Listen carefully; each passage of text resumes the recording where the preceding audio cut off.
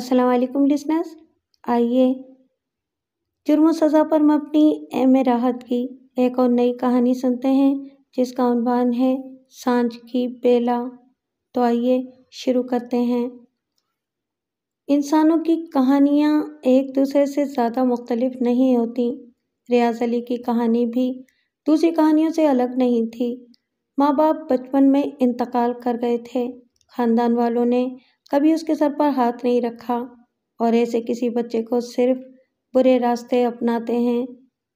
چنانچہ وہ بھی جرم کی زندگی میں نکل گیا، لیکن رحمانہ کی محبت اسے راہ راست پر لے آئی، اور جب اس نے شرافت کی زندگی اپنائی تو اس کی محبت اسے مل گئی۔ رحمانہ اب اس کی بیوی تھی اور وہ چمڑے کی ایک فیکٹری میں نوکری کرتا تھا، اور چونکہ وہ کوئی ہنرمند نہیں تھا اس لیے اسے کھالیں صاف کرنے کی مشقت قبول کرنا پڑی۔ یہ کام کتنا مشکل اور اس کی آزاد مزاجی پر کتنا بار رہا تھا، اس کا اندازہ وہی کر سکتا تھا۔ نمک لگی کھالوں کی بدبو اور سڑاندھی نہیں بلکہ انہیں صاف کرنے والے کیمیکلز کی ناگوار اور تیز بدبو کے درمیان 8-9 گھنٹے گزارنا کوئی آسان بات نہیں تھی۔ دن بھر ریاض علی کی طبیعت مالش کرتی رہتی، دماغ سڑاند اور بو سے اڑ جاتا، جسم پسینے میں شرابور ہو جاتا۔ پھر تنخواہ اتنی قلیل تھی کہ ریاض علی کے خیال میں وہ کسی طرح اس قدر سخت محنت و مشقت کا کوئی جائز معاوضہ نہیں تھی۔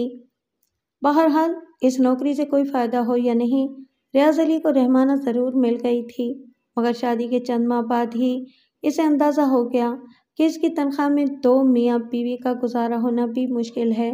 اگر کوئی بچہ ہو گیا تب تو بسر اوقات بالکل ہی ناممکن ہو جائے گی۔ دوسری طرف رحمانہ یوں تو بڑی حسین، خوش مزاج، سلیقہ شعار اور محنتی لڑکی تھی، مگر اچھا کھانے پینے، پہننے اوڑھنے کی خواہش کس کو نہیں ہوتی؟ اس نے ہوش سنبھالنے کے بعد تنگ دستی ہی دیکھی تھی، اور ان خوابوں سے دل بہلاتی آئی تھی کہ جو عیش و آرام اسے ماں باپ کے گھر نہیں مل سکا وہ شوہر کے گھر ضرور ملے گا۔ چنانچہ وہ بھی موقع محل دیکھ کر ریاض علی کو اکساتی رہتی تھی کہ اسے کوئی ایسا ذریعہ معاش اختیار کرنا چاہیے جس میں ان کی اور ان کے بچوں کی گزر بسر آرام سے ہو سکے۔ اپنے اوباش دوستوں کی صحبت میں ریاض علی نے ایسے بہت سے کورس سیکھ لیے تھے جو اس کے ذریعہ معاش کے مسئلے کو بڑی آسانی سے حل کر سکتے تھے۔ مثلاً وہ تاش کے کئی کھیل، خاص طور سے فلش، بڑی کامیابی سے کھیل سکتا تھا اور موقع ملنے پر پتے بھی لگا سکتا تھا۔ کئی قسم کے تالے بڑی آسانی سے کھول سکتا تھا، تھوڑی بہت ہاتھ کی صفائی بھی جانتا تھا۔ لیکن عجیب بات یہ تھی کہ اس کے دوستوں نے جب بھی اسے اپنے کاروبار میں شرکت کی دعوت دی اس نے مسترد کر دیا۔ ممکن ہے اس کی وجہ یہ ہو کہ اس وقت تک اس کا ضمیر گناہ کرنے پر دلیر نہیں ہوا تھا، حرام کی کمائی کا چسکا نہیں پڑا تھا، یا پھر کچھ ایسے تلخ تجربات اس کی نظروں سے گزرے تھے جب اس نے دوستوں کو اپنی گردن بچانے کے لیے قربانی کا بکرا بناتے دیکھا تھا، اور اسے اعتماد نہیں تھا کہ اس نے دوستوں کا ساتھ دیا تو برا وقت آنے پر وہ اسے پھنسانے کی کوشش نہیں کریں گے۔ اور تب پھر ایک دن ایسا ہوا کہ اس کی فیکٹری کے مالک نے کسی بڑی تقریب کے سلسلے میں اپنے بنگلے کی صفائی ستھرائی اور سجاوٹ کے لیے فیکٹری کے کچھ مزدوروں کو بنگلے پر بھیج دیا۔ ان میں ریاض علی بھی شامل تھا۔ دروازے اور کھڑکیاں صاف کرتے ہوئے اتفاقاً ریاض علی کی نگاہ اٹھی تو اس نے فیکٹری کے مالک کی بیوی کو آہنی الماری کا لاکر کھول کر کچھ رقم نکالتے ہوئے دیکھا۔ وہ بچوں کو ساتھ لے کر شاپنگ کے لیے جا رہی تھی، اور نہ جانے کیوں اور کیسے اچانک ہی ریاض علی کے ذہن میں لاکر کے اندر ایک نظر ڈالنے کا خیال ابھرا۔ اس نے ادھر ادھر دیکھا، آس پاس کوئی نہیں تھا۔ اس کے دوسرے ساتھی بنگلے کے دوسرے کمروں میں مصروف تھے۔ بیگم صاحبہ کے جاتے ہی اس نے الماری کا رخ کیا۔ لاکر کا قفل بڑی آسانی سے کھل گیا۔ اندر زیورات کے ڈبوں، کرنسی نوٹوں کی ایک موٹی سی گڈی، کچھ کاغذات کے علاوہ ایک چھوٹے باکس میں کچھ پرائز بانڈ بھی رکھے ہوئے تھے۔ ریاض علی نے تیزی سے سوچا، نقد رقم کی چوری فوری طور پر پکڑی جا سکتی ہے، زیورات کے سلسلے میں بھی یہی خطرہ تھا، پھر انہیں ٹھکانے لگانا بھی درسری تھی۔ البتہ پرائز بانڈ کا معاملہ نسبتاً محفوظ تھا، کوئی انہیں روزانہ نہیں دیکھتا اور قراندازی اگلے ماہ ہونا تھی۔ اس میں بھی امکان تھا کہ اس کے نمبر نوٹ ہوں گے اور انعام کے بعد ایک ایک پاؤنڈ کو چیک کرنے کے بجائے ان نمبروں کی چیکنگ کی جاتی ہوگی۔ انعام نکلنا بھی ضروری نہیں تھا۔ یوں اگر حالات اور قسمت نے ساتھ دیا تو بانڈ کی چوری کئی ماہ چھپی رہ سکتی تھی۔ ریاض علی نے جلدی سے تمام بانڈ باکس سے نکالے اور اپنے بڑے سے رومال کے کونے میں باندھے۔ رومال کو کمر کے گرد کسا، جس طرح عام طور پر مزدور کر لیا کرتے تھے، اور اس کا بانڈوں والا کونا نفے میں ارس لیا۔ ریاض علی کا خیال تھا کہ شاید وہ کبھی چوری کرنے کی ہمت نہ کر سکے، مگر اسے تعجب انگیز خوشی ہوئی کہ یہ سارا کام کرتے ہوئے اس کے اعصاب بالکل پرسکون رہے۔ دل کی دھڑکنوں میں کوئی اضافہ نہیں ہوا۔ اس نے سکون سے لاکر دوبارہ بند کر دیا اور حسب سابق اپنے کام میں لگ گیا، یوں جیسے کوئی غیر معمولی بات ہوئی ہی نہ ہو۔ شام تک بنگلے میں تمام کام ختم ہو گیا۔ فیکٹری کے مالک نے دوپہر اور شام کا کھانا کھلانے کے علاوہ مزدوروں کو کچھ انعام بھی دیا اور انہیں رخصت کر دیا گیا۔ ریاض علی اور رحمانہ کے سونے کے بعد رات کی تنہائی میں بانڈوں کو اس نے گنا تو وہ پورے 50,000 کے پاؤنڈ تھے۔ اس اتفاقی واقعے اور اپنی اس کامیاب چوری نے ریاض علی کے حصول معاش کا مسئلہ حل کر دیا تھا۔ اس رات وہ دیر تک مستقبل کے بارے میں منصوبہ بندی کرتا رہا۔ اس سلسلے میں اس نے پہلا فیصلہ یہ کیا کہ وہ اپنے قصبے گڑھی پتہ بخش میں یہ کام شروع نہیں کرے گا۔ وہ کسی دوسرے گاؤں یا قصبے میں منتقل ہو جائے گا جہاں کے لوگ اس کے خاندان اور اس کے ماضی سے واقف نہیں ہوں گے۔ چوریاں وہ وہاں بھی نہیں کرے گا۔ اس بارے میں تو اس کے ذہن نے ایک دوسرا ہی طریقہ سوچا تھا، کیونکہ وہ نہیں چاہتا تھا کہ لوگ اس کے پیشے سے واقف ہو کر اس کے اہل و عیال کو حقارت کی نظروں سے دیکھیں۔ دوسرا فیصلہ اس نے یہ کیا کہ وہ کبھی کسی کے ساتھ مل کر کام نہیں کرے گا، کبھی کسی کو اپنا ہمراز نہیں بنائے گا۔ وہ 1 ماہ تک بڑے سکون سے فیکٹری میں کام کرتا رہا۔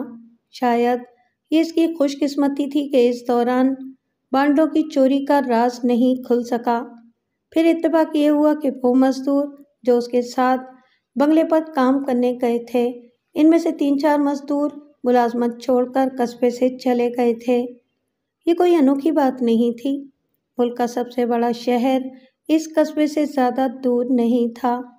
قصبے کے بہت سے نوجوان اس شہر میں آ چکے تھے، اور جب بھی انہیں روزگار کا کوئی مزید موقع ملتا وہ اپنے بھائی بندوں کو بلا لیا کرتے تھے۔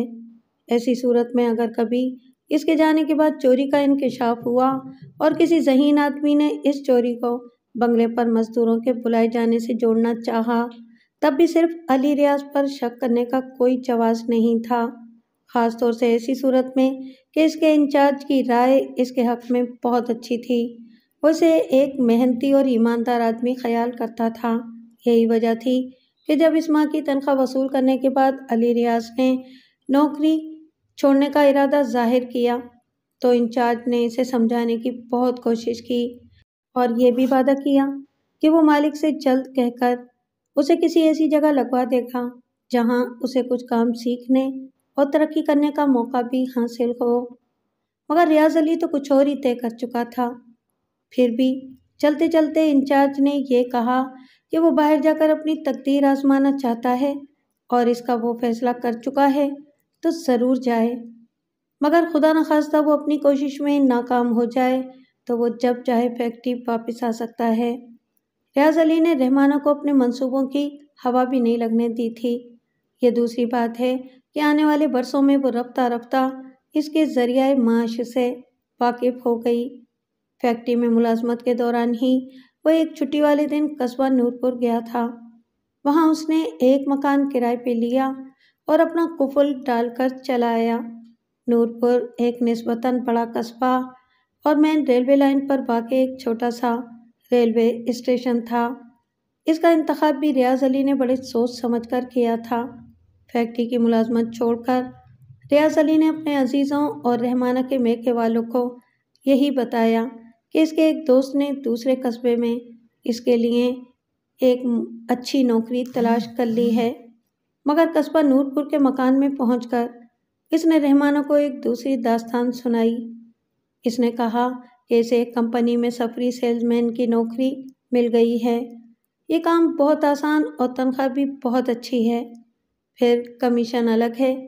اسے صرف اتنا کرنا ہوگا کہ سال میں 3 مرتبہ کمپنی سے اس کا مال لے کر مختلف شہروں اور قصبات میں جا کر فروخت کرنا ہوگا یا فروخت کے آرڈر حاصل کرنے ہوں گے۔ اس میں زیادہ سے زیادہ 1 یا 1.5 ماہ کا وقت لگے گا۔ گویا اس طرح وہ ہر مہینے 1.5 مہینے باہر رہ کر اتنی کمائی کر سکتا ہے جو انہیں 3 مہینے کے لیے کافی ہوگی، بلکہ اس سے بھی زیادہ وہ مستقبل کے لیے پس انداز بھی کر سکیں گے۔ یوں رحمانہ کو دم دلاسا دے کر وہ اسے نورپور کے مکان میں اکیلا چھوڑ کر چلا گیا، اور اس طرح وہ چکر شروع ہو گیا جسے چلتے ہوئے اب 9 سال ہو چکے تھے۔ اس دوران ان کے 2 بچے بھی ہو گئے تھے، ایک لڑکا سہیل اور ایک لڑکی رابعہ۔ سہیل کی عمر 8 سال تھی اور وہ 4تھی جماعت میں پڑھ رہا تھا۔ رابعہ اس سے 2 سال چھوٹی تھی اور دوسری جماعت میں پڑھتی تھی۔ ان کی زندگی بڑے آرام و سکون سے گزر رہی تھی۔ اس طویل مدت میں ریاض صرف 1 مرتبہ پکڑا گیا تھا۔ وہ اس کی زندگی میں کڑی آزمائشوں کا وقت تھا۔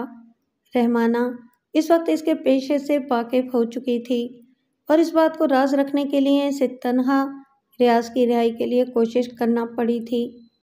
غنیمت یہ تھا کہ ریاض دوسرے شہر میں گرفتار کیا گیا تھا، اس لیے نورپور میں اس کے پڑوسی اصل واقعات سے باخبر نہیں ہونے پائے۔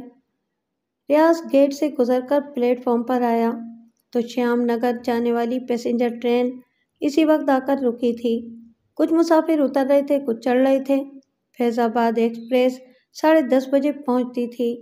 ریاض نے اپنی ریسٹ واچ پر نگاہ ڈالی، 10 بجنے میں 3 منٹ تھے۔ اس کا مطلب تھا کہ اسے کم از کم نصف گھنٹے اور انتظار کرنا تھا۔ وہ یوں ہی ٹہلتا ہوا چائے کے اسٹال پر آ کھڑا ہوا اور ایک چائے کی پیالی طلب کی۔ 2 آدمی اور بھی چائے پی رہے تھے جو پیسنجر ٹرین کے مسافر معلوم ہوتے تھے۔ ایک آدمی نے، جو ریاض کے قریب ہی اس کی جانب پشت کیے کھڑا تھا، کوٹ کی اندرونی جیب میں ہاتھ ڈال کر ایک پھولا ہوا بٹوا نکالا اور اس میں سے 1 روپے والا نوٹ چائے والے کو دیتے ہوئے بٹوا اندرونی جیب میں رکھنے کے بجائے غالباً غیر شعوری طور پر کوٹ کی پچھلی بیرونی جیب میں رکھ دیا۔ یہ جیب ریاض کی طرف تھی۔ پھولا ہوا بٹوا جیب سے جھانکتے ہوئے دیکھ کر ریاض کے ہاتھوں میں کھجلی ہونے لگی۔ بٹوے کی وجہ سے جیب اس طرح کھلی ہوئی تھی کہ ایک بچہ بھی آسانی سے اسے نکال لے۔ ریاض نے بٹوے کو گھور کر دیکھا اور پھر جیسے زبردستی اس کی جانب سے نظریں ہٹا لیں۔ بنیادی طور پر وہ صرف چور تھا، جیب تراش نہیں تھا اور نہ ہی یہ کام اسے پسند تھا، مگر بٹوا کچھ اس طرح رکھا ہوا تھا جیسے زبان حال سے کہہ رہا ہو کہ اسے نکال لیا جائے۔ ریاض کے ہاتھوں میں کھجلی کچھ زیادہ ہی ہو گئی۔ اس نے آج تک نورپور میں اس طرح کی کوئی واردات نہیں کی تھی، مگر اس وقت نہ جانے اس کے دل میں کیا آئی کہ بے اختیار اس کا سیدھا ہاتھ آگے مصروف ہو گیا۔ وہ آدمی چائے کا آخری گھونٹ پینے میں مصروف تھا، باقی لوگ اسٹال سے جا چکے تھے۔ جیب کے قریب پہنچ کر ریاض کی 2 انگلیاں حرکت میں آئیں۔ ادھر اس آدمی نے پیالی واپس کاؤنٹر پر رکھی اور ادھر بٹوا بالکل غیر محسوس انداز میں نکل کر ریاض کی جیب میں منتقل ہو چکا تھا۔ ٹرین نے وسل دیا، گارڈ نے جھنڈی لہرائی اور وہ آدمی پیالی رکھ کر تقریباً بھاگتا ہوا ٹرین کی طرف چلا۔ ٹرین حرکت میں آ چکی تھی۔ اس نے ٹرین کے ساتھ دوڑتے ہوئے ایک 2nd کلاس کمپارٹمنٹ کا آہنی ڈنڈا پکڑا اور اچھل کر فٹ بورڈ پر قدم رکھ دیے۔ ٹرین نظروں سے اوجھل ہوئی تو وہ بھی اپنے ڈبے میں جا چکا تھا۔ ریاض نے اطمینان کی سانس لی، چائے کے پیسے ادا کیے اور ٹہلتا ہوا ایک جانب چل دیا۔ پلیٹ فارم سے گزر کر آؤٹر سگنل کیبن کی آڑ میں کھڑے ہو کر اس نے بٹوا نکالا۔ سب سے پہلے نوٹ شمار کیے، 100، 50، 1000، 500، ہر طرح کے نوٹ ملا کر تقریباً 10,000 کی رقم تھی۔ واہ میرے داتا، ریاض نے دل ہی دل میں کہا۔ گھر سے قدم نکالتے ہی بونی ہو گئی۔ شگون تو بہت اچھا ہے۔ اگر اس مرتبہ توقع کے مطابق کوئی بڑی رقم ہاتھ آ گئی تو بقرعید پر سب کے لیے نئے کپڑے اور جوتوں کے علاوہ سہیل کے لیے کوئی سستی سی ریسٹ واچ بھی خرید لوں گا۔ جس کے لیے وہ میٹھی عید سے پیچھے پڑا ہوا تھا۔ ریاض نے 1000 اور 500 والے نوٹ کمر کے ساتھ بندھی ہوئی منی بیلٹ میں منتقل کیے۔ ریاض ہمیشہ سفر میں شلوار قمیض اور قمیض پر کوٹ پہنتا تھا۔ قمیض کے علاوہ کوٹ میں بھی بہت سی جیبیں تھیں۔ یہ لباس اسے اپنے کام میں بہت مدد دیتا تھا۔ باقی چھوٹے نوٹ اس نے بیرونی جیب میں رکھ دیے اور بٹوے کی دوسری جیبوں میں دیکھا۔ ایک شناختی کارڈ کی فوٹو اسٹیٹ کاپی تھی۔ دوسری جیب میں کچھ ملاقاتی کارڈ پڑے تھے جو انگریزی میں تھے۔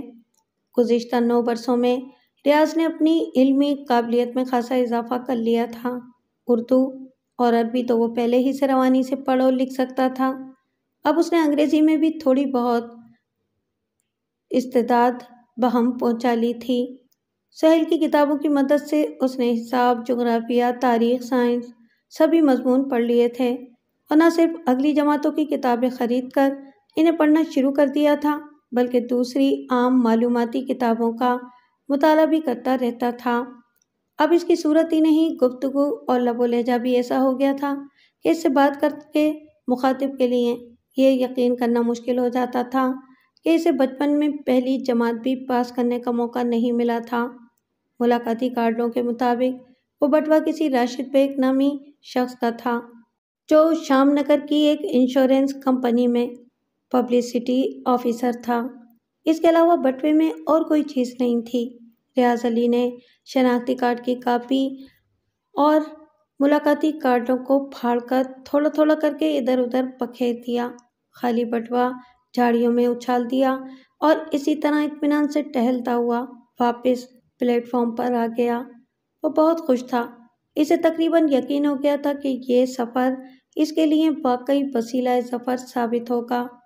ریاض علی نے فیض آباد کا ٹکٹ خریدا تھا مگر اس کا فیض آباد جانے کا کوئی ارادہ نہیں تھا۔ یہ بات اس کے مستقل طریقہ کار میں شامل تھی کہ وہ روانگی کے وقت کبھی اس شہر کا ٹکٹ نہیں خریدتا تھا جہاں اسے فی الواقع جانا ہوتا تھا۔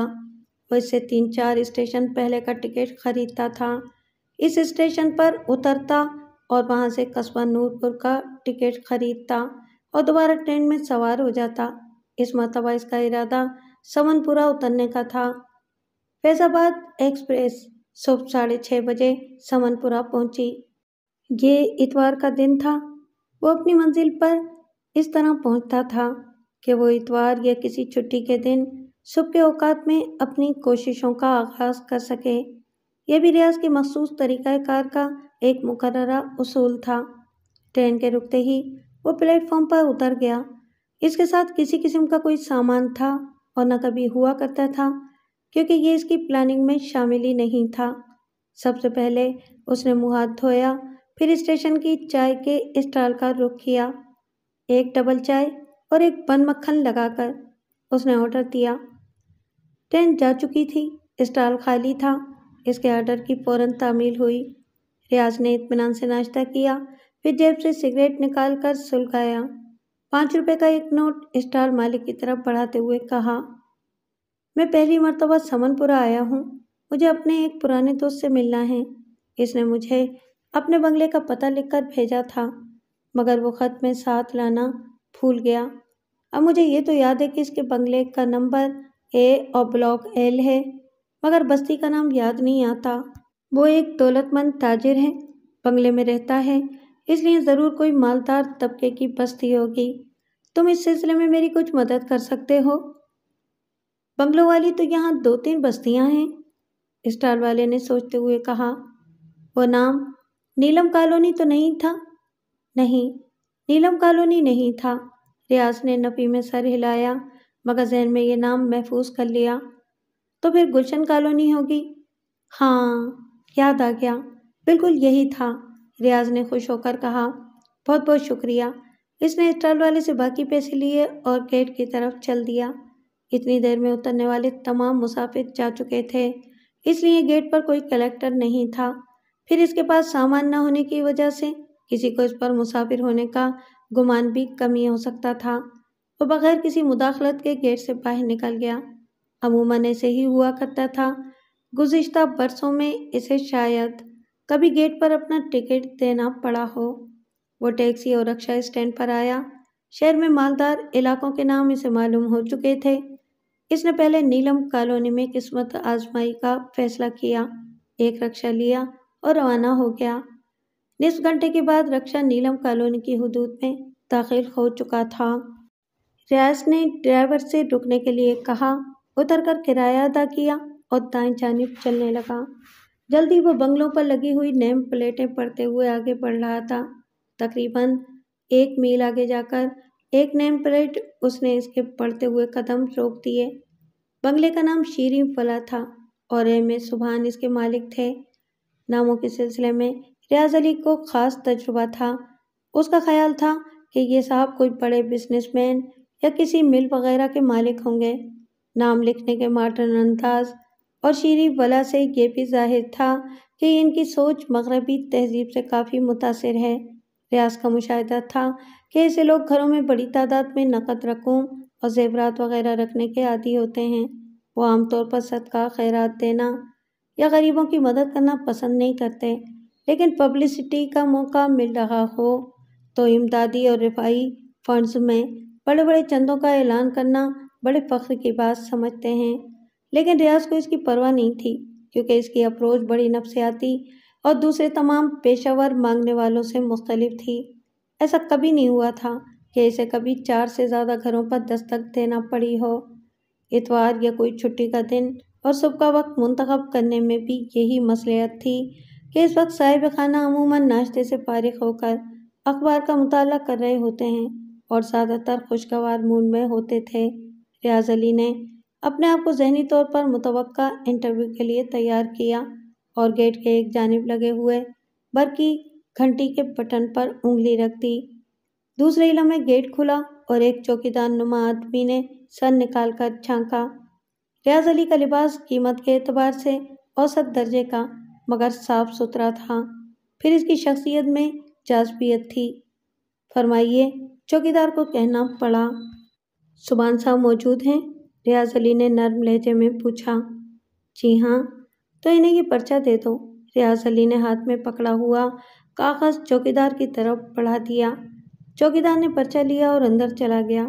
ایک مختصر سا خط تھا جو ریاض علی گھر سے لکھ کر ساتھ لایا تھا۔ اس کی عبارت کچھ یوں تھی: محترمی، آپ مجھے نہیں جانتے اور نہ میں آپ سے واقف ہوں، لیکن نیم پلیٹ پر آپ کے نام سے متاثر ہو کر درخواست ملاقات کی جسارت کر رہا ہوں۔ میں کچھ عرض کرنا چاہتا ہوں، اگر آپ اپنے قیمتی وقت کے چند لمحے دے سکیں تو نوازش ہوگی۔ 10 میں سے 8 مرتبہ یا تو اسے اندر بلایا جاتا تھا یا صاحب خانہ خود گیٹ پر آ جاتے۔ جلد ہی چوکیدار اس پیغام کے ساتھ واپس آیا کہ سبحان صاحب اندر اسے بلا رہے ہیں۔ یہ گویا مزید اس بات کا اشارہ تھا کہ اس بات تقدیر ریاض پر کچھ زیادہ ہی مہربان ہے۔ چوکیدار نے اسے ایک بہترین تزئین و آرائش کے ڈرائنگ روم میں پہنچا دیا، جہاں ایک اوسط قامت، جسیم، سرخ و سفید چہرے والے ادھیڑ عمر صاحب قیمتی ریشمی گاؤن پہنے صوفے پر بیٹھے اخبار پڑھ رہے تھے۔ ان کے قریب ہی دوسرے صوفے پر ایک نوجوان اور حسین لڑکی سفید نیکر اور سفیدی مگر چست جرسی میں ملبوس بیٹھی تھی۔ پیروں میں کینوس کے سفید جوتے اور موزے پہنے ہوئے تھے۔ صوفے کے ساتھ ایک بیڈمنٹن کا ریکٹ رکھا ہوا تھا۔ اس کے ہاتھ میں بھی اخبار کا ایک صفحہ تھا۔ ریاض نے کمرے میں قدم رکھا تو دونوں نے ایک ساتھ نگاہ اٹھا کر اسے دیکھا، مگر ریاض کی توجہ سبحان کی طرف تھی۔ السلام علیکم۔ اس نے ہاتھ اٹھا کر اسے سلام کیا۔ وعلیکم السلام۔ سبحان صاحب بھی اس شخص کی وجاہت سے متاثر ہوئے بغیر نہ رہ سکے۔ تشریف رکھیے۔ شکریہ، لیکن بہتر یہ ہوگا کہ آپ پہلے میری گزارش سن لیں، ریاض نے ادب سے کہا اور جیب سے شناختی کارڈ نکال کر سبحان صاحب کی جانب بڑھا دیا۔ میرا نام ریاض ہے، میں ایک چھوٹے سے قصبے نور پور میں رہتا ہوں۔ یہ بھی ریاض کی منصوبہ بندی کا ایک جز تھا کہ وہ اپنی داستان میں جھوٹ کا عنصر ناگزیر حد تک ہی شامل کرتا تھا۔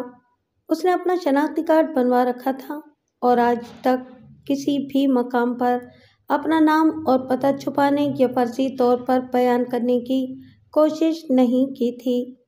وہاں میری ایک چھوٹی سی جنرل اسٹور کی دکان ہے۔ فیض آباد میں میرا ایک بھائی رہتا ہے जो गुज़िश्ता माह से बीमार है। मैं इसे देखने जा रहा था कि किसी रात को सोते में मेरा सूटकेस चुरा लिया। सोने से पहले मैंने एहतियात के ख्याल से अपना बटुआ, जिसमें मेरा टिकट और कुछ थोड़े से रुपए थे, सूटकेस में रख दिया और सूटकेस सर के नीचे रखकर सो गया। शिराजपुर के स्टेशन पर रात के तकरीबन 4:30 बजे मेरी आंख खुली तो सूटकेस गायब था। बदकिस्मती से अगले स्टेशन पर चेकर आ गया और उसने बगैर टिकट सफ़र करने की सज़ा में मुझे यहाँ समनपुरा के स्टेशन पर उतार दिया। वो तो मुझे पुलिस के हवाले करने लगा था, लेकिन शायद मेरी दास्तान सुनकर इसे रहम आ गया। उसने सिर्फ ट्रेन से उतारने पर इक्तफा किया। अब मेरे पास कुछ नहीं कि मैं फैज़ाबाद से वापस नूरपुर जा सकूं। इस अजनबी शहर में कोई वाकिफ़कार भी नहीं जो मेरी मदद कर सके। मैं शरीफ आदमी हूँ, मेरी गैरत और ख़ुददारी दस्ते सवाल करने में माने हैं, लेकिन मैं मेहनत मजदूरी करने में कोई यार नहीं समझता। आपसे सिर्फ इतनी दरख्वास्त है कि आप अपने बंगले में कोई छोटा मोटा काम दे दें, सिर्फ 1 महीने के लिए मुलाजिम रख लें और इतना मुआवजा अदा कर दें कि मैं अपने घर वापस जा सकूं। सुभान साहब अभी सोच ही रहे थे कि नौजवान लड़की बोल उठी, तुम कुछ पढ़े लिखे हो? मेरी तालीमी इस्तेदाद बहुत मामूली है और जो कुछ है वो भी मेरी कोशिशों का नतीजा है। रियाज ने नीची नज़रों से जवाब दिया। मेरे वालिदैन बचपन में इंतकाल कर गए थे, इसलिए मैं एक जमात भी पास नहीं कर सका। उर्दू लिख पढ़ सकता हूँ, अंग्रेज़ी से हर्फ जोड़ने तक शनासा हूँ। कोई काम जानते हो? ये सवाल सुभान साहब ने किया था। जी नहीं, दुकानदार हूँ, इसलिए सिर्फ दुकानदारी कर सकता हूँ। यहाँ से नूरपुर का किराया कितना होगा? सुभान साहब ने शनाख्ती कार्ड वापस करते हुए कहा। कुछ नहीं कह सकता, शायद 500 या 600 तो होगा, क्योंकि मैंने फैज़ाबाद का टिकट 300 रुपये में ख़रीदा था। क्यों ना तुम्हें 1000 रुपये बतौर इमदाद दे दिए जाएं? ऐसा ही है तो तुम वापस जाकर रकम भिजवा देना। सुभान साहब इस गुफ्तगू से काफ़ी मुतासिर नज़र आ रहे थे। तुम्हारे ख्यालात काबिल कदर हैं, वो बोले, मगर सवाल ये है कि जब तुम्हें कोई काम नहीं आता तो? 1 ही महीने की तो बात है डैडी, लड़की ने बात काटी। इसे बंगले की सफाई सुथराई और बाहर से सौदा सलफ लाने के लिए रखा जा सकता है। अभी तुम्हारी अम्मी शॉपिंग करने जाती हैं। सुभान साहब मुस्कुराए। मुझे खतरा है कि अगर इन्हें ये आसानी मिल गई तो आइंदा मुलाजिमों में एक का इजाफा मुस्तकिल हो जाएगा। बहरहाल तुम कहती हो तो यही सही। फिर वो रियाज से मुखातिब हुए। लो मियाँ रियाज, तुम्हारी 1 महीने की मुलाजमत पक्की हो गई। तनख्वाह 2000 रुपये होगी। नाश्ता, खाना, कपड़ा तुम्हें हमारी तरफ से मिलेगा। इत्तेफाक से हमारा माली छुट्टी पर गया हुआ है। फिलहाल तुम इसके क्वार्टर में रह सकते हो। ये मेरी बेटी शीरी है, ये तुम्हें तुम्हारा क्वार्टर दिखा देगी। अभी तुम सफ़र से आ रहे हो, नहा धोकर ताज़ा दम हो जाओ, नाश्ता कर लो। काम की बात इसके बाद बता दी जाएगी। ऐसा बहुत कम होता था कि पहले ही घर के दरवाजे उसके लिए खुल जाएं। इसलिए जाहिर है कि रियाज हालात के इस अंदाज पर दिली दिल में बेहद खुश था। शीरी बैरूनी राहदारी के जरिए बंगले के अकबी हिस्से में वाक़ मुलाजमीन के क्वार्टर की जानिब उसे लेकर चली तो वह इसे 2 कदम पीछे चलता सोचता रहा था। शीरी ड्राइंग रूम की हद तक तो चलती रही, लेकिन इससे गुजरते ही वो रुक गई, यहाँ तक कि रियाज उसके बराबर आ गया।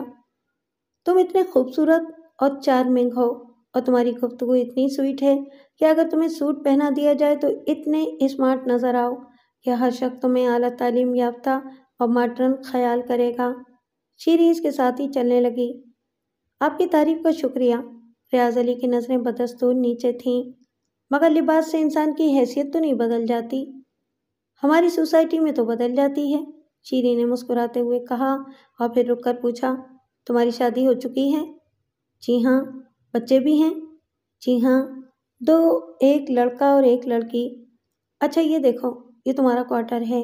शीरी ने बसियोरी इस्लान के अकब में बाएं जानिब बंगले की 4 दीवारी के साथ बने हुए 3 कमरों में से एक की जानिब इशारा करते हुए कहा। एक में चौकीदार रहता है और दूसरे में खानसामा।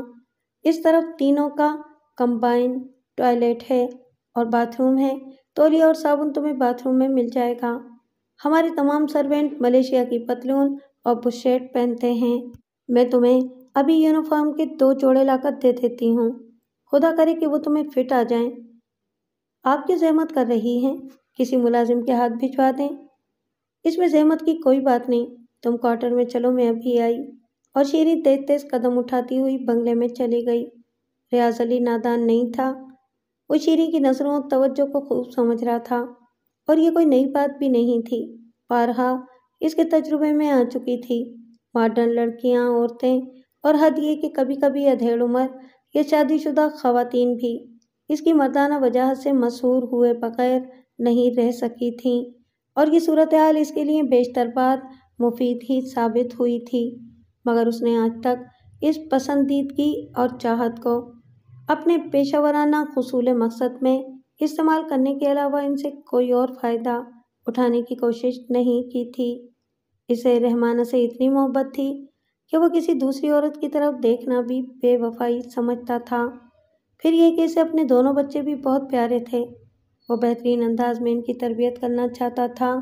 اسے گوارا نہیں تھا کہ حالات کے دھارے نے اسے جو راستہ اختیار کرنے پر مجبور کر دیا ہے، اس کے بچے بھی اسی جانب رخ کریں۔ وہ ان کے لیے ایسے حالات پیدا کرنا چاہتا تھا کہ اس کے بچے جوان ہونے کے بعد عملی زندگی میں جس بلند و عرفہ مقام کی جانب پیش رفت کرنا چاہیں کر سکیں۔ وہ کوارٹر میں آ کر بچھے ہوئے پلنگ پر بیٹھ گیا۔ اس کے سوچے ہوئے بہترین اور برسا برس کے آزمودہ منصوبے کا تقریباً 1/3 حصہ بڑی کامیابی سے پورا ہو چکا تھا۔ کم علم اور نہ تجربے کار ہونے کے باوجود اس نے اپنی پلاننگ بڑی ذہانت سے، دیانت سے تیار کی تھی، ایسی پلاننگ کہ اگر وہ بدقسمتی سے موقع واردات پر ہی رنگے ہاتھوں نہ پکڑا جائے تب پھر اس کی گرفتاری کا امکان نہ ہونے کے برابر تھا۔ ایسا صرف ایک مرتبہ ہوا تھا، اس میں بھی اس نے ایک ہوشیاری کی کہ بھاگنے کی کوشش کرتے ہوئے چوری شدہ مال ایسی جگہ پھینک دیا کہ پولیس اسے برآمد نہیں کر سکی۔ اس پر چوری کا جرم ثابت نہیں ہوا۔ پھر رحمانہ کی دوڑ دھوپ اور سفارش بھی کام آئی، اور وہ آوارہ گردی کے الزام میں صرف 1 ماہ کی سزا کاٹ کر واپس گھر آ گیا۔ مگر تقدیر اس بار بہت مہربان معلوم ہو رہی تھی۔ بنگلے میں داخل ہونے کا مرحلہ بڑی آسانی سے حل ہو گیا تھا۔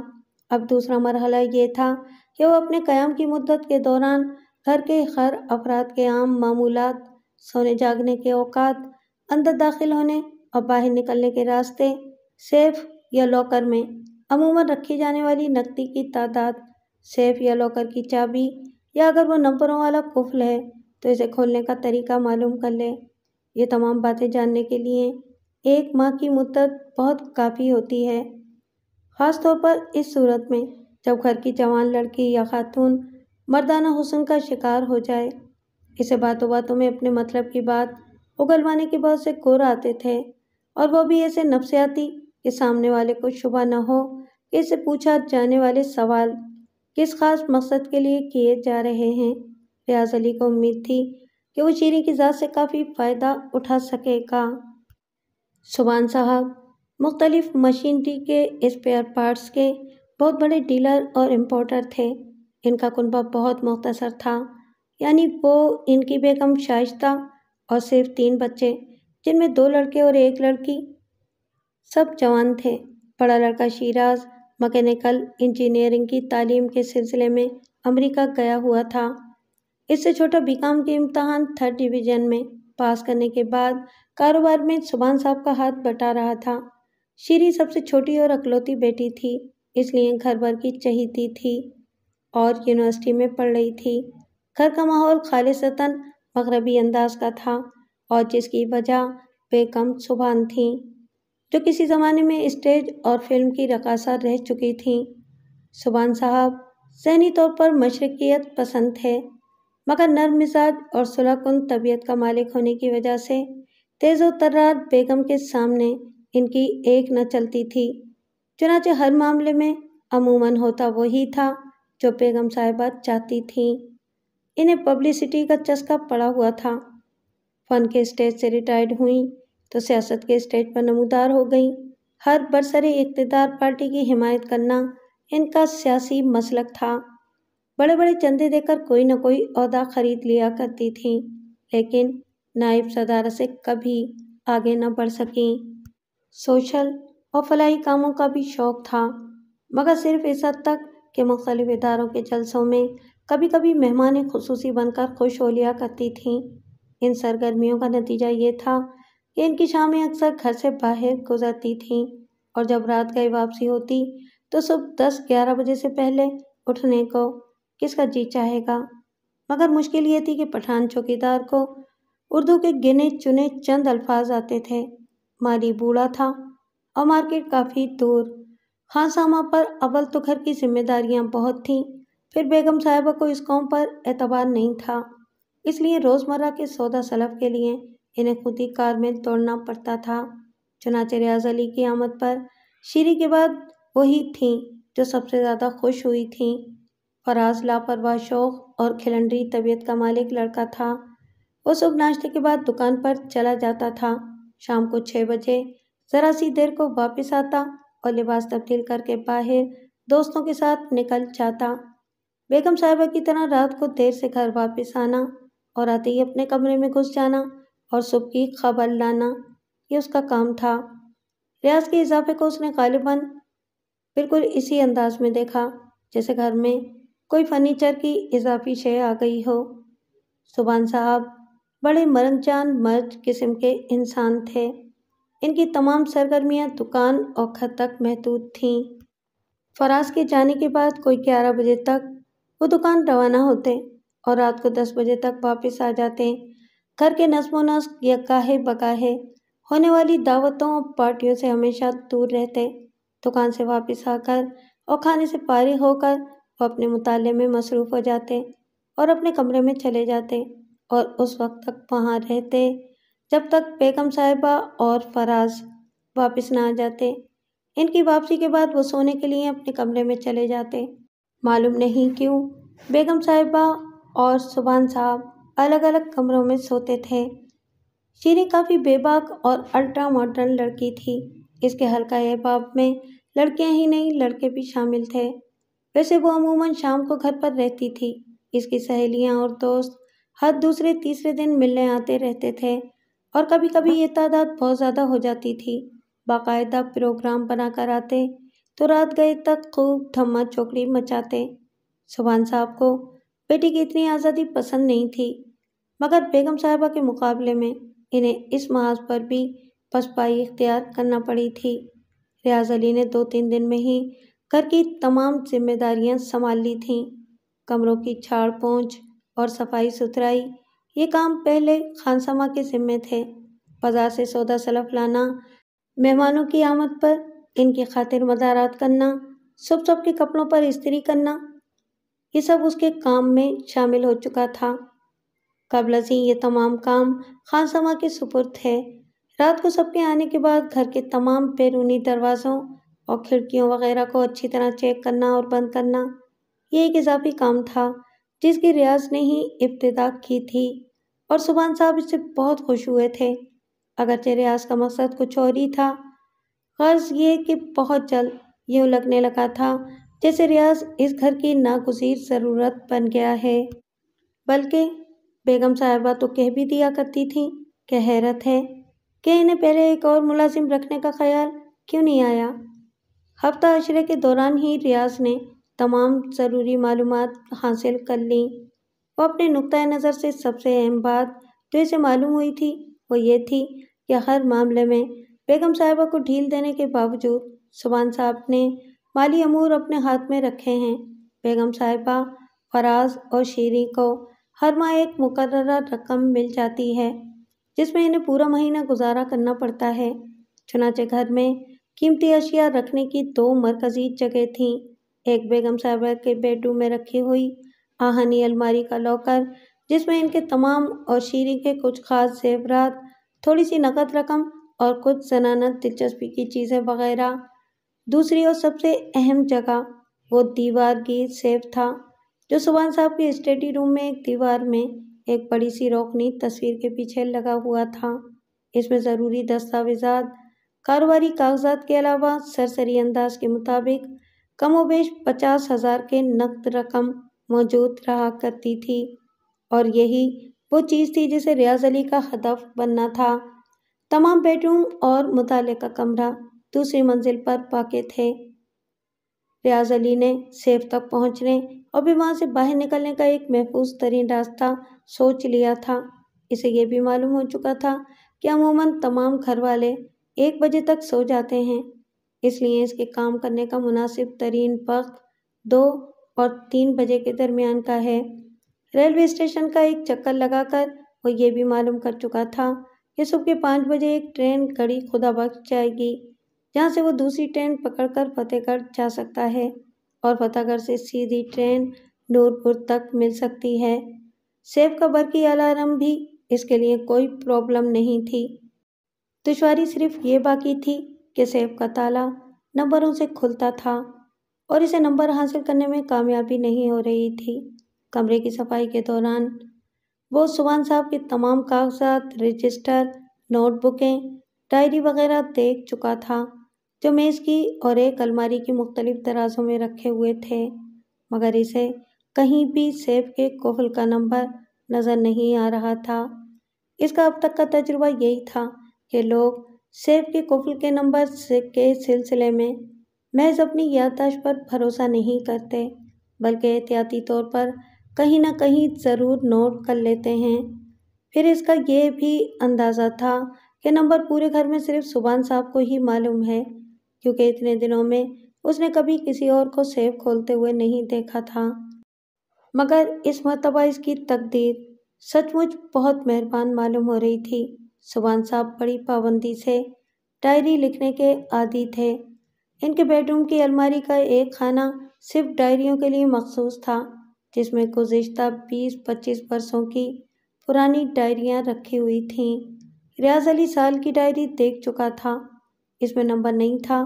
ایک دن اسے یوں ہی خیال آیا کہ ممکن ہے نمبر اس سال کی ڈائری میں تحریر ہو جس سال سیف خریدا گیا تھا۔ یہ بات اس کے علم میں آ چکی تھی کہ بنگلہ 4 سال قبل تعمیر ہوا ہے، ظاہر ہے سیف اس کے ساتھ ہی لگا ہوگا۔ اس اندازے کی بنیاد پر اس نے 4 سال پہلے والی ڈائری دیکھی اور اسے خصوصی یادداشتوں کا صفحہ کھولتے ہی کامیابی ہو گئی۔ سیف کا نمبر اس کی نظروں کے سامنے موجود تھا، لیکن سب سے بڑی پرابلم جو ریاض علی کے لیے آزمائش بنی ہوئی تھی وہ شیری تھی۔ وہ ایک آزاد خیال اور بے باک لڑکی تھی۔ اس کے ہر انداز سے یہ ظاہر ہوتا تھا کہ وہ اس کے ذہن اور جذبات پر پوری طرح حاوی ہو چکا ہے۔ گھر میں 4 کاریں تھیں، گویا ہر فرد کے لیے اس کی اپنی ذاتی کار، اور ہر فرد ڈرائیونگ جانتا تھا۔ شروع میں 2-3 دن شیریں اس کے ساتھ مارکیٹ جاتی رہی۔ عذر یہ تھا کہ وہ اجنبی ہے، نہ وہ مارکیٹ سے واقف ہے اور نہ مارکیٹ والے اس سے۔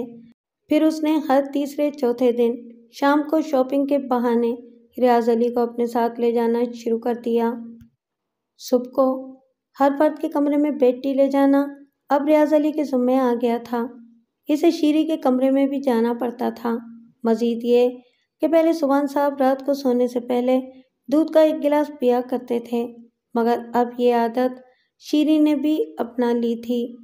ریاض علی مجبور تھا کہ رات کے 11 بجے جب سبحان صاحب عموماً اسٹڈی روم میں بیگم صاحبہ اور فراز وغیرہ موجود ہوا کرتے تھے، وہ شیری کے لیے دودھ لے کر جائے، اور قرب کے ان جملہ تمام مواقع پر شیریں اپنی حرکات و سکنات، اپنی زومائنی گفتگو، نگاہوں کے تاثرات، غازیے کے ہر ادا سے یہ ظاہر کرنے کی کوشش کرتی کہ صرف ریاض کے ہاتھ بڑھانے کی دیر ہے اور کسی کے مرمری باہیں اس کے گلے کا ہار بن جائیں گی، خاص طور سے صبح اور رات کے وقت جبکہ شیریں کے جسم پر شب خوابی کا لباس ہوتا تھا۔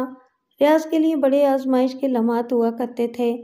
شیریں کوئی عام اور معمولی لڑکی نہیں تھی، وہ بہت حسین اور دلکش سراپے کی مالک لڑکی تھی، مگر ریاض بڑے ضبط و ثابت قدمی کا ثبوت دے رہا تھا۔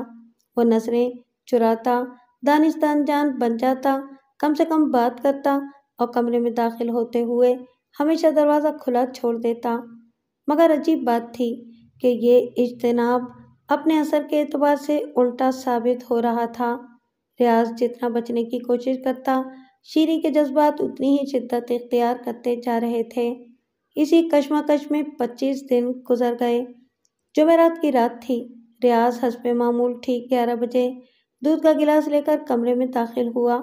شیریں اس وقت سنگار میز کے سامنے بیٹھی ہوئی اپنے بالوں کو برش کر رہی تھی۔ آئینے میں ریاض علی کا عکس دیکھتے ہی وہ اپنی جگہ سے اٹھی اور جیسے ہی وہ گلاس رکھ کر پلٹا، شیریں اپنی تمام رعنائیوں کے ساتھ اس کے راستے میں آ گئی۔ میں آج تم سے کھل کر بات کرنا چاہتی ہوں، وہ بڑے دلکش انداز سے مسکرائی۔ کس سلسلے میں؟ ریاض نے پھر تغافل سے کام لیا۔ مجھے یہ سمجھانے کی کوشش مت کرو کہ مرد اتنا احمق اور سادہ لوح ہو سکتا ہے جتنا کہ تم اپنے آپ کو ظاہر کرتے ہو۔ تم اچھی طرح جانتے ہو کہ میں تم سے محبت کرتی ہوں، مگر میں شادی شدہ اور 2 بچوں کا باپ ہوں شیریں صاحبہ، ریاض علی نے سنجیدگی سے کہا۔ اس سے کوئی فرق نہیں پڑتا، تم اس کے باوجود مجھ سے شادی کر سکتے ہو۔ ذرا سوچو، غور کرو، میں تمہاری زندگی میں انقلاب لا سکتی ہوں۔ لکھپتی باپ کی اکلوتی بیٹی ہوں، مجھ سے شادی کر کے تم غیر معمولی دکاندار نہیں رہو گے۔ دولت، عزت، شہرت تمہارے قدموں میں ہوگی، تم اپنے بچوں کی بہترین پرورش کر سکو گے۔ یقین کرو کہ مجھے تمہاری بیوی اور بچوں سے کوئی رشک و حسد نہیں ہوگا، لیکن میں خود کو اس عزت افزائی کے قابل نہیں سمجھتا۔ ریاض نے نرمی سے کہا، آپ ایک دولت مند باپ کی بیٹی ہیں، اعلیٰ تعلیم یافتہ ہیں، ایک دلکش شخصیت کی مالک ہیں۔ آپ کو اپنے معیار، اپنے ذوق، اپنی پسند۔ میں اس وقت کوئی لیکچر سننے کے موڈ میں نہیں ہوں۔ شیریں نے اس کی بات کاٹ دی۔ میری پسند تم ہو، میں تمہیں حاصل کرنے کا فیصلہ کر چکی ہوں، اور یہ بھی سن لو کہ میں اس راستے میں اتنا آگے نکل آئی ہوں کہ واپسی کا سفر اور واپسی کا امکان کچھ بھی نہیں ہے۔ اگر تم نے انکار کیا تو 2 میں سے ایک بات لازمی ہوگی، یا تو میں خودکشی کر لوں گی اور یا پھر میری محبت انتقام بن جائے گی۔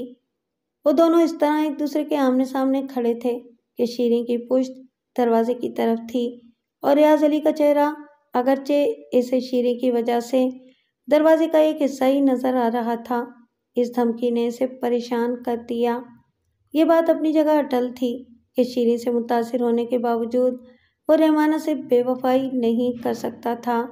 گزشتہ برسوں میں وہ اس طرح کی کئی ترغیبات سے اپنا دامن چھڑا کر نکل آیا تھا، لیکن شیریں کی یہ ضد اس کے لیے نقصان دہ ثابت ہو سکتی تھی۔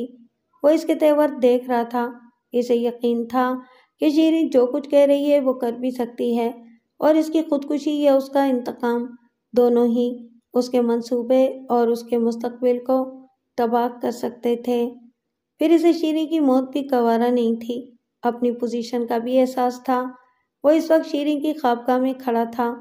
بالفرض شیریں نے غصے میں آ کر شور مچا دیا کہ ریاض نے رات اور تنہائی سے فائدہ اٹھاتے ہوئے اس پر دست درازی کرنا چاہی، تو کون ہوگا جو اس کی بے گناہی کا یقین کرے گا؟ یہ تمام خیالات بڑی تیزی سے اس کے ذہن میں آ رہے تھے۔ اچانک اس کی نظر دروازے پر پڑی۔ وہ جس پیشے سے وابستہ تھا، اس میں انسان میں خطرے کے احساس کی ایک چھٹی پیدا ہو جاتی ہے۔ اسے کچھ یوں محسوس ہوا جیسے کوئی دروازے کی آڑ میں کھڑا ہوا ان کی باتیں سن رہا ہے، اور پھر فوراً ہی اس کے دماغ میں ایک اچھی ترکیب آئی۔ مجھے اندازہ نہیں تھا کہ آپ اس حد تک سنجیدہ ہو چکی ہیں، اس نے نرمی سے کہا۔ آپ مجھے کچھ غور کرنے کی مہلت دیں، یوں بھی یہ وقت مناسب نہیں ہے۔ بیگم صاحبہ یا آپ کا بھائی فراز کسی بھی وقت واپس آ سکتے ہیں۔ میں کل اسی وقت آپ کو اپنے جواب سے مطلع کر دوں گا۔ میں کل تک انتظار نہیں کر سکتی۔ شیریں نے جذبات سے مغلوب ہو کر اپنی باہیں ریاض علی کی گردن میں حمائل کر دیں۔ مجھے ابھی جواب چاہیے، اور وہ بھی اپنے حق میں۔ اتنی بے صبری اچھی نہیں، ریاض علی مسکرایا۔ آپ سمجھنے کی کوشش کریں، اس وقت میں آپ کے کمرے میں زیادہ دیر رک نہیں سکتا، مگر ڈیڈی کے سونے کے بعد تو آ سکتے ہو، شیریں نے جلدی سے کہا۔ کوشش کروں گا، وعدہ نہیں کرتا۔ چوکیدار میرا کوارٹر خالی دیکھ کر مشکوک ہو سکتا ہے، کلیسی زیادہ دور تو نہیں؟ مگر چوکیدار تو کل بھی ہوگا۔ کل میں اسے کھانے میں خواب آور دوا کی 4 گولیاں دے دوں گا۔ گڈ، یہ بہت اچھی ترکیب ہے، شیریں خوش ہو گئی۔ تب پھر تمہارا جواب ہاں میں ہے نا؟ شاید، ریاض نے شرارت بھرے انداز میں کہا، اور نرمی سے شیریں کی باہیں اپنی گردن سے نکال کر دروازے کی طرف بڑھ گیا۔ میں تو آج سارا دن آج رات کی رومانی ملاقات کے بارے میں سوچتی رہی تھی۔ شیریں اس کے ساتھ دروازے تک آئی۔ جانتے ہو، اب مجھے نیند لانے کے لیے خواب آور گولیاں کھانا پڑیں گی۔ خیر، جہاں اتنا انتظار وہاں ایک دن اور سہی۔ ریاض علی کمرے سے نکلا تو اس نے سامنے سینے میں ایک سایہ سا اترتے دیکھا اور اس کا شبہ یقین میں بدل گیا۔ کسی نے ضرور اس کی اور شیریں کی گفتگو سن لی ہے۔ وہ بیگم صاحبہ یا فراز نہیں ہو سکتے۔ اول تو اس لیے کہ وہ گھر میں موجود ہی نہیں تھے، اور بالفرض ان دونوں میں سے کوئی واپس بھی آ گیا تھا تو وہ خود کو اس موقع پر مداخلت سے باز نہیں رکھ سکتا تھا۔ یہ بات صرف سبحان صاحب کا تجربہ کار اور ٹھنڈا مزاج اور دماغ ہی سوچ سکتا تھا کہ اس نازک وقت میں سامنے آنا اور جبر اور زبردستی سے کام لینا خودسر اور جوان بیٹی کو کھلم کھلا بغاوت پر بھی آمادہ کر سکتا ہے۔ وہ یقیناً کوئی ایسا حل پسند کریں گے جس سے بات بھی بن جائے اور آن بھی نہ ٹوٹے۔ اب اس کی عقل مندی اور اپنے منصوبے میں کامیابی کا تقاضا یہ ہے کہ ان کے کوئی قدم اٹھانے سے پہلے ہی وہ اپنا وار کر جائے۔ اس نے کچن میں 10 منٹ انتظار کیا کہ سبحان صاحب، جنہیں عجلت میں نیچے اترنا پڑا ہے، واپس اپنے اسٹڈی روم میں پہنچ جائیں۔ پھر وہ آہستہ آہستہ قدموں سے سیڑھیاں چڑھتے ہوئے اوپر گیا۔ اسٹڈی روم بالکل آخر میں تھا۔ سینے کے ساتھ ہی پہلا کمرہ شیریں کا تھا۔ وہ بے آواز اس کے کمرے کے سامنے سے گزر گیا، اسٹڈی روم میں داخل ہوا۔ سبحان صاحب کمرے میں مطالعہ کرنے کے بجائے کمرے میں ٹہل رہے تھے۔ چہرے پر اداسی اور پریشانی نمایاں تھی۔ آہٹ سن کر انہوں نے دروازے کی طرف دیکھا۔ میں کچھ عرض کرنا چاہتا ہوں، ریاض نے گردن جھکائے ہوئے کہا۔ کہو۔ سبحان صاحب صرف اتنا ہی بول سکے۔ میری خواہش ہے کہ آپ کل صبح میرا حساب کر دیں، ریاض علی نے بدستور نیچی نظروں سے کہا۔ میں آپ کا احسان مند رہوں گا کہ آپ نے مجھے مصیبت کے وقت سہارا دیا، لیکن اب میں زیادہ نہیں رک سکتا۔ مجھے اپنے بھائی کو دیکھنے بھی جانا ہے اور گھر بھی پہنچنا ہے۔ 25 دن کی تنخواہ میرے لیے کافی ہوگی۔ تم شریف آدمی ہو، سبحان صاحب بولے تو ان کی آواز میں کسی قدر لرزش تھی۔ میں اس سے زیادہ کچھ اور نہیں کہہ سکتا کہ تم نے بہت مناسب فیصلہ کیا ہے۔ تنخواہ کی تم فکر نہ کرو، تم تنخواہ کے نہیں انعام کے مستحق ہو۔ فیض آباد ایکسپریس صبح 6:30 بجے آتی ہے۔ میں خود تمہیں ریلوے اسٹیشن چھوڑنے چلوں گا۔ ریاض کو اس پر اعتراض نہیں تھا۔ وہ سوچ رہا تھا کہ اگر وہ سبحان صاحب کی جگہ ہوتا تو خود بھی ایسا ہی کرتا۔ گھر کی عزت پر منڈلاتے ہوئے اس خطرے کو وہ اپنی آنکھوں سے رخصت ہوتے دیکھنا چاہتے تھے، اور پھر دوسری صبح جبکہ سارا گھر ابھی سو ہی رہا تھا، سبحان صاحب ریاض کو اپنی کار میں ساتھ لے کر اسٹیشن روانہ ہو گئے۔ اس کے لیے فیض آباد تک کا فرسٹ کلاس کا ٹکٹ خریدا، بہت اصرار کر کے بلکہ زبردستی۔ 5000 روپے اس کے کوٹ کی جیب میں ٹھوس دیے۔ بار بار اس کی شرافت کے گن گاتے رہے اور اس وقت تک پلیٹ فارم پر کھڑے ہاتھ ہلایا کیے جب تک وہ ان کی نظروں سے اوجھل نہیں ہو گیا۔ اس مرتبہ ریاض علی کہیں راستے میں نہیں اترا۔ فیض آباد پہنچتے ہی اس نے سب سے پہلے یہ معلوم کیا کہ شمس نگر جانے والی کوئی میل ٹرین کس وقت ملے گی۔ پتہ چلا دن کے 2 بجے۔ 11:30 پہلے ہی بج چکے تھے۔ اس نے اسٹیشن کے ریسٹوران میں دوپہر کا کھانا کھایا، 1 بجے تک ویٹنگ روم میں آرام کیا، پھر بکنگ آفس سے شمس نگر کا ٹکٹ خریدا اور پلیٹ فارم نمبر 4 پر پہنچ گیا۔ ٹرین ٹھیک 1:40 پر آئی اور مقررہ وقت پر روانہ ہو گئی۔ شمس نگر تک کا سفر بڑے آرام سے کٹا، سفر طویل بھی نہیں تھا۔ وہ 10:30 بجے شمس نگر کے گیٹ سے باہر نکل رہا تھا۔ ٹیکسی میں مارکیٹ گیا، وہاں ایک بڑے کیفے میں کھانا کھایا، کچھ دیر تک یوں ہی بیٹھا رہا۔ 12 بجے کے قریب بل ادا کر کے باہر آیا۔ چہل قدمی کے انداز میں گھومتے ہوئے 2-3 فلنگ کے فاصلے پر واقع ایک دوسرے کیفے میں پہنچا، وہاں چائے پی۔ 1 بجے کے قریب ٹیکسی اسٹینڈ سے ایک ٹیکسی پکڑی اور ڈرائیور سے لال کوٹھی چلنے کو کہا۔ 1:20 پر اسے ٹیکسی نے مطلوبہ جگہ پر اتار دیا۔ اس نے کرایہ ادا کیا اور سائیڈ اسٹریٹ سے گزرتا ہوا ایک خاص سمت میں روانہ ہو گیا۔ اس کے چلنے کے انداز سے واضح تھا کہ اس کے ذہن میں اپنی منزل مقصود پہلے سے متعین ہے۔ 15 मिनट के बाद वो समंदरी के इलाके में दाखिल हो चुका था। ये शम्स नगर की एक मुतमव्वल आबादी थी और तमाम बड़े बड़े प्लाटों के बंगलों और कोठियों पर मुश्तमिल थी। वो मार्केट से बराह रास्त भी यहाँ आ सकता था, मगर ये इसके मंसूबे की एहतियाती तदाबीर के खिलाफ होता। यहाँ भी बंगलों की अकवी गलियाँ इसकी गुजरगाह थीं। एक ख़ास कोठी के पास पहुंचकर वो रुक गया। अपनी रेस्ट वॉच देखी। ठीक 2 बजे थे। ये वक्त इसकी प्लानिंग के ऐन मुताबिक था। इसने अपनी जेब से 2 सेल की छोटी टार्च निकाली और 7 फीट ऊंची अकवी दीवार का जायजा लेने लगा। यहाँ तक कि एक जगह इसे वो दोनों सुराख मिल गए जिनकी उसे तलाश थी। उसने एक दूसरी जेब में हाथ डालकर तकरीबन निस्फ इंच मोटी लोहे की 2 सलाखें बरामद की, जिनकी लंबाई 9 इंच से ज़्यादा नहीं थी। इसने वो सलाखें इन दोनों सुराखों में लगा दी और वो भी इस तरह फिट आ गईं जैसे सुराख इन्हीं के लिए बनाए गए हों। रियाज अली ने ऊपर वाली सलाख को पकड़कर निचली सलाख पर पैर रखा और बड़ी आसानी से दीवार पर चढ़ गया। इसके पैरों में कैनवस शूज़ थे। फिर तजुर्बेकार भी था, चुनाचे बगैर किसी आहट के दूसरी जानिब कूद गया। ये कोठी का अकवी लान था। दीवार के साथ साथ मुख्तलिफ फल वाले दरख्त लगे हुए थे, जिनमें कई इतने ऊंचे ऊंचे और इतने मजबूत थे कि इन पर चढ़कर दीवार पार की जा सकती थी। इसलिए वापसी में किसी दुश्वारी का इम्कान नहीं था। वो चंद लम्हे के लिए एक दरख्त की आड़ में खामोशी से इंतज़ार करता रहा। इसे तमाम ज़रूरी मालूमात हासिल थीं। वो जानता था कि ये कोठी सेठ इकबाल के भाई सेठ फरीद की है, जो एक बड़ी टेक्सटाइल मिल के मालिक हैं। इनके 3 बेटे और 4 बेटियां हैं। 2 लड़कियों और 1 लड़के की शादी हो चुकी है। बीवी का मुद्दत हुई इंतकाल हो चुका है। खुद गठिया के मरीज़ हैं। इनके तीनों बेटे मिलकर काम संभालते हैं।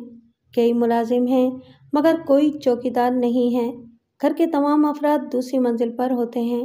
सिर्फ सेठ साहब का बेडरूम नीचे है।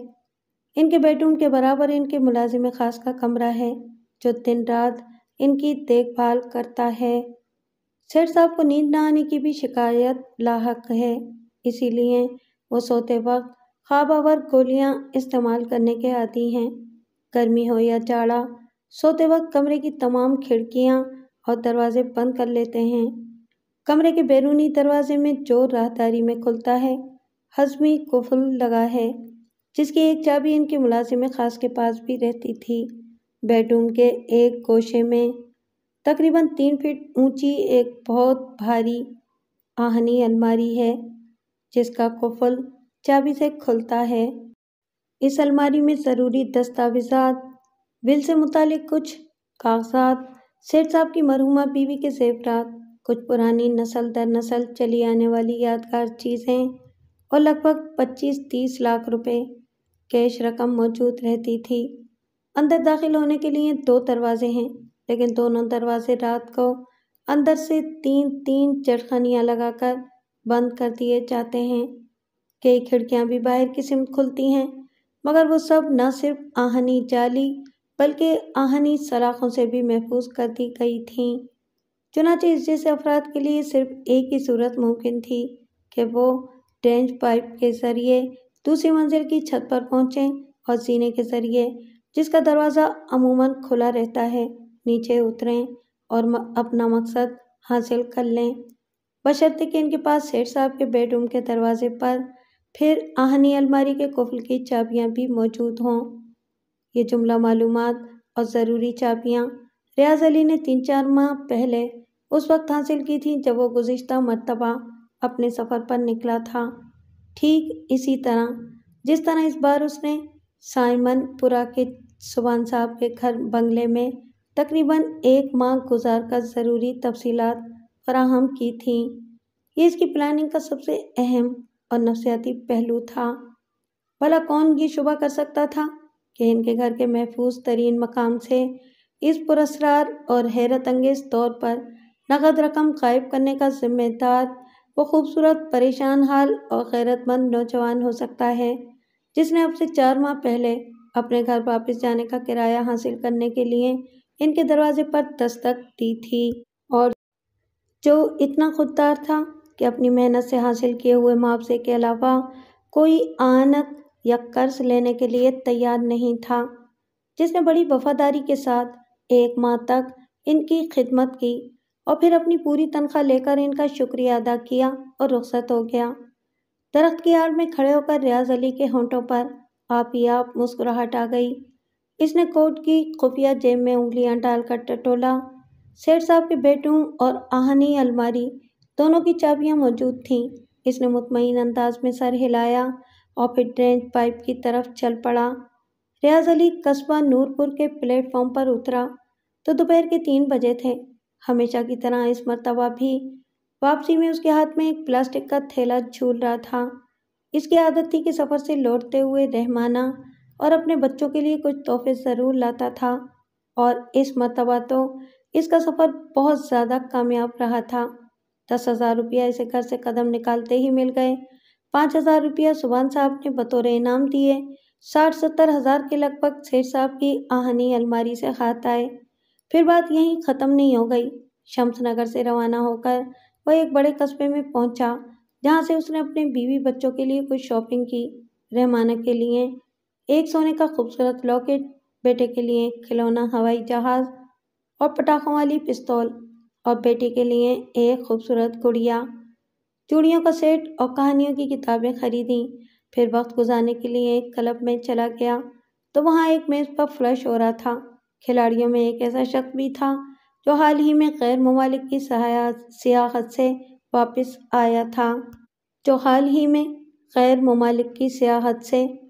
آیا تھا اور کسی مشہور برانڈ کا قیمتی سگریٹ پی رہا تھا۔ ریاض علی کھیل دیکھنے میں کھڑا ہو گیا۔ سیاح نے اس کی شخصی وجاہت سے متاثر ہو کر اسے بھی کھیلنے کی دعوت دی۔ ریاض علی یوں ہی تفریحاً بیٹھ گیا۔ اب یہ حسن اتفاق ہی تھا کہ اس کے پاس لگاتار اچھے پتے آتے چلے گئے اور بغیر کوئی بے ایمانی کیے اس نے جلدی تینوں کھلاڑیوں کی جیبیں خالی کر دیں۔ مجموعی رقم 50,000 کے لگ بھگ تھی۔ ریاض علی سیاح کے قریب ہی بیٹھا کھیل رہا تھا۔ اگرچہ وہ سگریٹ پینا چھوڑ چکا تھا، مگر اسے اس سگریٹ کی خوشبو بہت پسند آئی۔ جب کھیل ختم ہوا تو اس نے سیاح سے کہا، آپ اندازاً کتنی رقم ہارے ہوں گے؟ تقریباً 25,000۔ کیوں؟ سیاح نے تعجب سے پوچھا۔ آپ جو سگریٹ پی رہے ہیں اس کا کوئی پورا پیکٹ آپ کی جیب میں ہے؟ ہاں۔ سیاح کی حیرت مزید بڑھ گئی۔ میں آپ کے سامنے ایک دوستانہ تجویز رکھتا ہوں، ریاض علی نے مسکرا کر کہا۔ میں اور آپ ایک ہاتھ اور کھیلتے ہیں، صرف اس شرط پر کہ اگر آپ کے پاس بڑے پتے آ گئے تو میں آپ کے جیتے ہوئے روپے واپس کر دوں گا، اور اگر میرے پاس بڑے پتے آ گئے تو آپ مجھے بس وہ پیکٹ دے دیں گے۔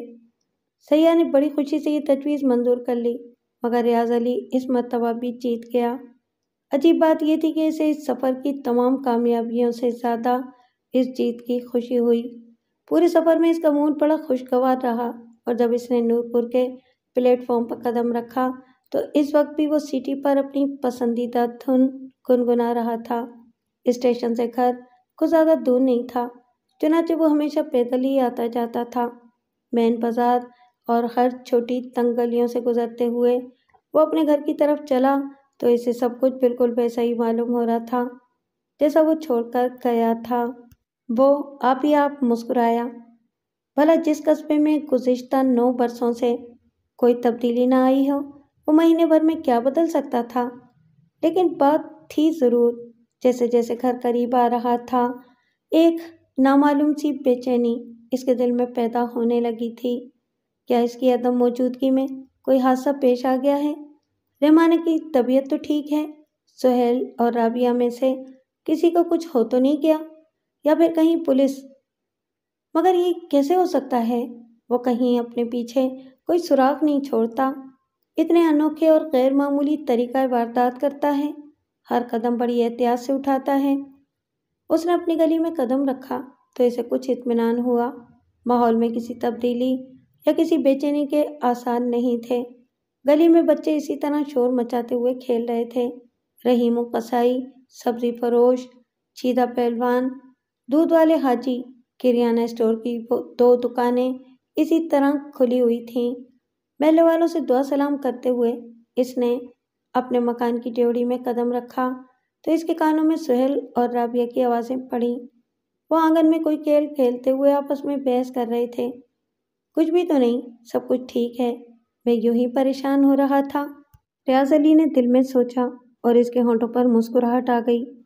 بچوں نے اسے دیکھا تو سب کچھ چھوڑ چھاڑ کر خوشی سے چیختے ہوئے اس کی طرف بھاگے۔ ابا آ گئے، ابا آ گئے۔ سہیل اس کی گردن میں جھول گیا اور رابعہ اس کے پیروں سے لپٹ گئی۔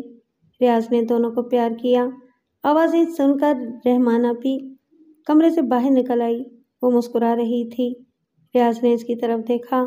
وہ آج بھی اتنی ہی خوبصورت اور اتنی ہی دلکش، اتنی ہی تر و تازہ تھی جتنی 9 برس پہلے۔ ریاض جب بھی سفر سے واپس آتا اپنے دل میں اس کے لیے پہلے سے بھی زیادہ محبت و چاہت محسوس کرتا۔ کبھی کبھی تو اس کے لیے بقیہ دن گزارنا اور رات کی تنہائی کا انتظار کرنا مشکل ہو جاتا۔ دونوں بچے اسے گھسیٹتے ہوئے کمرے میں لے گئے۔ وہ جانتے تھے کہ تحفے تھیلے میں ہوتے ہیں، اس لیے ان کے درمیان تھیلے پر قبضہ کرنے یا تاک جھانک کر دیکھنے کے لیے کشمکش ہونے لگی۔ دونوں یہ معلوم کرنے کے لیے بےتاب ہو رہے تھے کہ اس بار ان کے لیے ابا کیا لائے ہیں۔ کتنی بری بات ہے، رحمانہ نے پیار سے ڈانٹا، نہ سلام نہ دعا۔ تمہارے ابا سفر سے آ رہے ہیں، تم نے ان کا حال پوچھا، نہ خیریت معلوم کی، اور گھر میں قدم رکھتے ہی لپٹ پڑے۔ سہیل بڑا تھا اور سمجھدار بھی، کچھ شرمندہ ہو کر پیچھے ہٹ گیا۔ رہنے دو، آخر بچے ہیں۔ ریاض علی نے پیار سے سہیل کے سر پر ہاتھ پھیرا اور رابعہ سے مخاطب ہوا جو ابھی تک تھیلا پکڑے ہوئے تھی۔ اچھا بھائی، دے رہا ہوں، مجھے اطمینان سے بیٹھنے تو دو۔ وہ پلنگ پر بیٹھ کر پلاسٹک کے تھیلے کی زپ کھولنے لگا۔ جب تک آپ ان شیطانوں سے نبٹیے، میں آپ کے لیے چائے بنا لاؤں، رحمانہ نے دروازے کی طرف جاتے ہوئے کہا۔ یہ شیطان نہیں، فرشتے ہیں رحمانہ، ان کے دم قدم سے تو گھر میں رونق ہے، ریاض نے جواب دیا۔ تھیلا کھلا، پہلے چوڑیاں اور گڑیا نکلی، پھر جہاز اور پستول کا نمبر آیا۔ رابعہ اور سہیل اپنے اپنے کھلونے پا کر خوشی سے پھولے نہیں سمائے۔ پہلے ماں کو دکھانے باورچی خانے میں گئے، پھر سہیل تو آنگن میں جہاز چلانے لگا اور رابعہ اپنے کمرے میں گھس گئی جہاں اس کے دوسرے کھلونے رکھے ہوئے تھے۔ رحمانہ چائے لے کر آئی تو ریاض علی لاکٹ مٹھی میں چھپائے بیٹھا تھا۔ چائے وہاں میز پر رکھ دو اور تم ذرا میرے پاس آؤ۔ ریاض کھڑا ہو گیا۔ کیوں؟ رحمانہ نے شوخی سے پوچھا، مگر عملاً وہی کیا جو ریاض نے کہا تھا۔ فرمائیے، وہ قریب آتے ہوئے بولی۔ آنکھیں بند کرو، یہ لیجئے۔ رحمانہ نے آنکھیں بند کر لیں۔ ریاض علی اس کے پیچھے گیا، لاکٹ کا ہک کھولا اور پھر بڑے پیار سے اس کی گردن میں پہنا دیا۔ ارے یہ تو بہت ہی خوبصورت ہے، رحمانہ کی آنکھیں خوشی سے چمکنے لگیں۔ قیمتی معلوم ہوتا ہے، شاید کوئی بڑا ہاتھ مار کر آئے ہیں۔ خوبصورت ہے، اس میں جو نگینے ہیں سب اصلی ہیں، ریاض علی نے فخر سے کہا۔ بہت مہنگا ہوگا، رحمانہ نے خوشی اور حیرت سے اسے دیکھتے ہوئے کہا۔ آپ بہت فضول خرچی کرتے ہیں، مجھے اتنے قیمتی زیور کی ضرورت نہیں تھی۔ عید سر پر آ رہی ہے، مکان کی قسط بھی دینا ہے، اتنے میں تو سب کے کپڑے اور جوتے آ جاتے، کپڑے بھی بن جائیں گے اور قسط بھی ادا ہو جائے گی۔ اچھا، تو پھر سیدھے ہاتھ سے پیسے نکالیے، میں ابھی بچوں کے ساتھ بازار جاتی ہوں۔ اتنی جلدی کی کیا ضرورت ہے؟ جلدی؟ کچھ پتہ ہے؟ آج ذی قعدہ کی 27 تاریخ ہے، 12-13 دن باقی رہ گئے ہیں۔ قصبے کے تمام درزیوں نے عید کے لیے کپڑے لینے بند کر دیے ہیں۔ مجھے اندیشہ ہے کہ کہیں ہمارا درزی بھی انکار ہی نہ کر دے۔ اچھا بھائی، چلی جاؤ۔ ریاض نے بیلٹ کھولی، نوٹ گنے۔ یہ لو، جو چاہے خریدو، میں چائے پی کر ذرا آرام کرنا چاہتا ہوں۔ واپسی میں سیٹ نہیں ملی، آدھا سفر کھڑے کھڑے طے کیا ہے۔ کھانا تو نہیں کھائیں گے؟ نہیں، راستے میں اسٹیشن پر کھا لیا تھا۔ رحمانہ نے بچوں کو آواز دی۔ ان کے لیے عید کی خریداری دوہری خوشی تھی۔ جلدی جلدی تیار ہوئے۔ رحمانہ نے بھی کپڑے بدلے، برقع پہنا اور بچوں کو لے کر بازار چلی گئی۔ ریاض علی نے چائے پی اور سفر کا لباس اتار کر قمیض پاجامہ پہنا اور آرام سے پلنگ پر لیٹ گیا۔ لیٹا تو اسے اچانک اس سگریٹ کے پیکٹ کا خیال آیا جو اس نے فلش میں جیتا تھا۔ ट्रेन में वो कई सिगरेट पी चुका था और इसे अच्छा लगा था।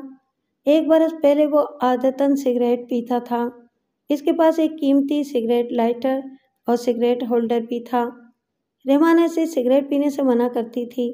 वो हमेशा छोड़ने का वादा करता और फिर तोड़ देता था, मगर जब वो पकड़ा गया और इसे 1 माह से ज़्यादा जेल में रहना पड़ा तो हालात के तहत ये आदत भी छूट गई। फिर रहमाना ने जिस तरह इसकी रिहाई के लिए जद्दोजहद की थी, इसके एतराफ़ के तौर पर इसने ये सोच लिया था कि अब वो दोबारा सिगरेट नहीं पिएगा।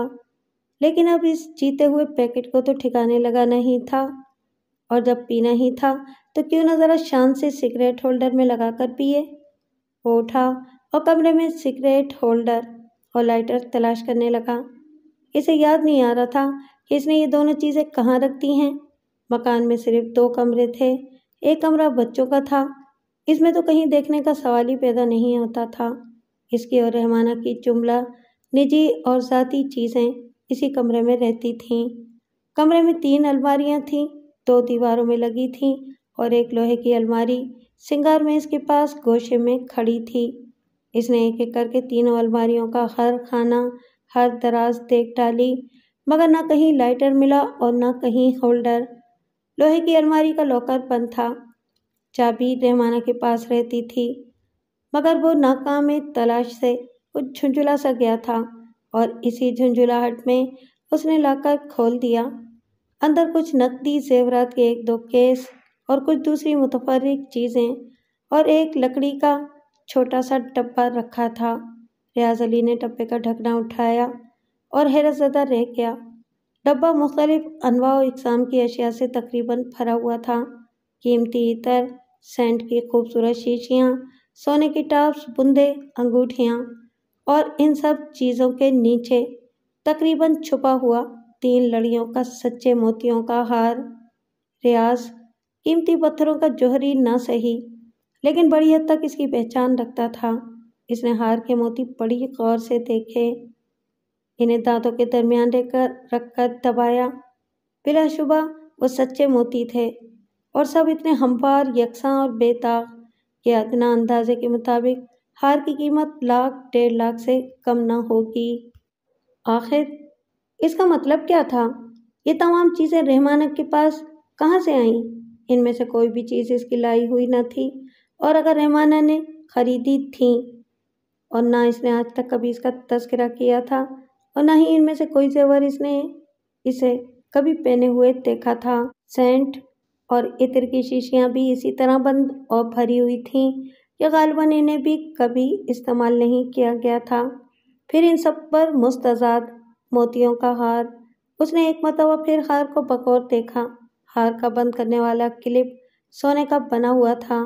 इसकी पुष्ट पर 3 हरूफ खुदे हुए थे, शीन, काफ, रे। इन हरूफ का क्या मतलब था? सोचते सोचते रियाज का जहन थक गया। इसने सब चीज़ें वापस डब्बे में रखी, मगर हार अपनी जेब में डाल दिया। लॉकर इसी तरह दोबारा बंद कर दिया और पलंग पर आकर लेट गया। इसने सिगरेट सुलगाया और फिर सोचने लगा। जहाँ तक इत्र और सेंट की शीशियों, बुंदों, टॉप्स और अंगूठियों का ताल्लुक था, ये मुमकिन था कि गुज़िश्ता बरसों में रहमाना ने इन्हें पैसे बचाकर ख़रीदा हो। लेकिन ख़रीदा था तो इन्हें इस्तेमाल क्यों नहीं किया? इसे क्यों छुपाया? फिर हार का मामला तो कुछ और ही था। इतना कीमती और खूबसूरत बना हुआ हार नूरपुर जैसे कस्बे में तो मिल ही नहीं सकता था, और ना रहमाना इतनी कीमती चीज़ खरीद सकती थी। फिर ये इसके पास आया कहाँ से? कहीं ऐसा तो नहीं कि रहमाना इससे बेवफाई की मुर्तकिब हो रही हो? वो किसी दौलतमंद शख्स से मोहब्बत करने लगी हो और ये तमाम चीज़ें बतौर तोहफा इसे मिली हों। लेकिन इसे यकीन नहीं आ रहा था कि रहमाना ऐसी हो सकती है। फिर नूरपुर जैसे कस्बे में जागीरदार कमर रज़ा के अलावा इतना मुतमव्विल और दौलतमंद कौन था जो उसे इतने कीमती तोहफ़े दे सकता? और जागीरदार की उम्र 55-50 बरस से किसी सूरत कम नहीं थी। वो एक शरीफ और ईमानदार आदमी था। रियाज अली ने आज तक उसके मुतालिक कोई ऐसी वैसी बात नहीं सुनी थी। इन्हीं परेशान कुन ख्यालात में उलझे हुए मालूम नहीं किस वक्त रियाज को नींद आ गई और फिर उसने एक अजीब व गरीब ख्वाब देखा। इसने देखा کہ اس کے دونوں بچوں سہیل اور رابعہ نے اس کا ایک ایک ہاتھ پکڑ رکھا ہے اور وہ اسے تقریباً گھسیٹتے ہوئے کہیں لے جا رہے ہیں۔ پیچھے پیچھے رحمانہ بھی روتی ہوئی آ رہی تھی۔ ریاض کو حیرت اس بات پر تھی کہ وہ مزاحمت کی قوت رکھنے کے باوجود جیسے سہیل اور رابعہ کے ہاتھوں میں خود کو بے بس محسوس کر رہا ہے۔ بہت دیر چلتے رہنے کے بعد آخر کار وہ ایک بڑی سی عمارت کے گیٹ کے سامنے رکے۔ ریاض نے نظر اٹھائی اور چونک گیا۔ وہ اپنی اسی چمڑے کی فیکٹری کے سامنے کھڑا تھا۔ ابھی وہ سوچ ہی رہا تھا کہ یہاں لانے کا مقصد کیا ہے کہ بچوں نے گیٹ کھول کر اسے زور سے اندر دھکا دے دیا اور باہر سے گیٹ بند کر دیا۔ پھر منظر تبدیل ہوا اور ریاض نے خود کو کھالیں صاف کرنے والے شعبے میں ٹھیک 10 برس پہلے کی طرح بدبودار کھالیں صاف کرتے ہوئے پایا۔ کھالوں اور کیمیکل کی بدبو سے اس کا دماغ اڑا جا رہا تھا۔ طبیعت مالش کر رہی تھی، جسم پسینے پسینے ہو رہا تھا، مگر وہ بڑے لگن سے اپنے کام میں مصروف تھا۔ وہ اتنا محب تھا کہ اس نے چھٹی کے لیے بجنے والی تیز گھنٹی بھی نہ سنی، یہاں تک کہ شعبے کا انچارج اس کے پاس آیا اور اس کا کندھا پکڑ کر زور زور سے ہلاتے ہوئے بولا، کب تک کام کرتے رہو گے؟ اندھیرا ہو گیا ہے، اب گھر جاؤ۔ ریاض علی کی آنکھ کھل گئی۔ اس نے دیکھا رحمانہ اس کا شانہ ہلا رہی تھی۔ کب تک سوتے رہیں گے؟ اٹھیے، وہ کہہ رہی تھی، شام ہو چکی ہے۔ ریاض چونک کر اٹھ بیٹھا۔ پہلے اس نے غور سے چاروں طرف دیکھا۔ وہ فیکٹری میں نہیں اپنے گھر میں تھا۔ شاید اس نے کوئی خواب دیکھا ہے۔ اس نے ایک گہری سانس لی۔ سارے گھر میں اندھیرا کر رکھا ہے۔ ٹھہریے، میں ذرا لیمپ یا لالٹین چلا لوں، رحمانہ بولی، اور پھر لیمپ کی روشنی میں ریاض علی نے دیکھا کہ سہیل اور رابعہ دروازے پر اپنے ہاتھوں میں کئی ڈبے اور پیکٹ لیے کھڑے ہیں۔ روشنی ہوتے ہی وہ اس کی طرف لپکے۔ ان کے چہرے خوشی سے دمک رہے تھے۔ وہ ڈبے اور پیکٹ کھول کھول کر ریاض کو اپنے جوتے، موزے، ٹوپی، دوپٹے اور مختلف چیزیں دکھا رہے تھے۔ رحمانہ نے بتایا کہ بازار میں ہجوم کی وجہ سے اسے خریداری میں توقع سے زیادہ دیر ہو گئی۔ پہلے اس نے سب کے لیے ایک ایک جوڑا کپڑوں کا خریدا، پھر درزی کے پاس گئی، اس کی بڑی منت خوشامد کی، پرانا گاہک ہونے کا واسطہ دیا۔ تب کہیں جا کر اس نے وعدہ کیا کہ وہ ان کے کپڑے عید سے ایک دن پہلے دے دے گا۔ اس سے فارغ ہو کر اس نے دوسری چیزیں خریدیں۔ مہنگائی اتنی زیادہ ہو گئی ہے کہ جو پیسے آپ نے دیے تھے ان میں سے صرف کچھ ہی رقم باقی بچی ہے۔ ریاض علی خاموشی سے سنتا رہا۔ بچوں کا دل رکھنے کے لیے ان کی چیزوں کی تعریف بھی کی۔ رحمانہ کھانا تیار کرنے چلی گئی۔ ریاض نے بچوں کو ہدایت کی کہ وہ اب منہ ہاتھ دھو کر اپنے کمرے میں سونے کے لیے چلے جائیں۔ بچے بہت ساری باتیں کرنے، اپنے ابا کو اپنے اسکول کی کارگزاری دکھانے اور پھر آخر میں کوئی کہانی سننے پر مصر تھے، مگر رحمانہ نے معنی خیز انداز میں مسکرا کر ریاض کی طرف دیکھتے ہوئے بچوں کو ہدایت کی وہ اپنے ابا کا کہنا مانیں، اور اس نے لالچ بھی دیا کہ اس خوشی میں بچے اسکول سے چھٹی کر لیں اور پھر دن بھر جتنی باتیں کر سکتے ہوں کرتے رہیں۔ چھٹی کی خوشخبری سن کر سہیل اور رابعہ اچھلتے کودتے اپنے کمرے میں چلے گئے۔ ریاض علی جب بھی سفر سے واپس لوٹتا تھا تو رحمانہ رات کو بڑے اہتمام سے بند سنور کر کمرے میں آتی تھی۔ آج بھی اس نے پہلے برتن صاف کیے، انہیں الماری میں رکھا، باورچی خانہ دھو کر اس نے غسل کیا اور وہ لباس زیب تن کیا جو ریاض کو بہت پسند تھا، بال سنوارے، ہلکا سا میک اپ کیا، خوشبو لگائی اور تقریباً 11 بجے بچوں کے کمرے میں جھانک کر یہ اطمینان کرنے کے بعد کہ وہ سو گئے ہیں، وہ کمرے میں داخل ہوئی۔ ریاض علی پلنگ پر لیٹا سگریٹ کے دھوئیں سے مرغوب بنا رہا تھا۔ آپ نے پھر سگریٹ پینی شروع کر دی؟ اس نے پلنگ پر ریاض علی کے پاس بیٹھتے ہوئے کہا۔ دروازہ بند کر دو، ریاض نے اس کا سوال نظر انداز کرتے ہوئے کہا۔ بچے سو گئے ہیں؟ پھر بھی دروازہ بند کر دو، ریاض کے لہجے میں اصرار تھا، اور شاید کوئی ایسا تاثر کہ رحمانہ نے اسے چونک کر دیکھا، مگر کچھ بولی نہیں اور اٹھ کر دروازہ بند کر دیا۔ واپس آئی تو ریاض پلنگ پر اٹھ کر بیٹھ گیا تھا۔ کیا کوئی خاص بات ہے؟ رحمانہ نے پوچھا۔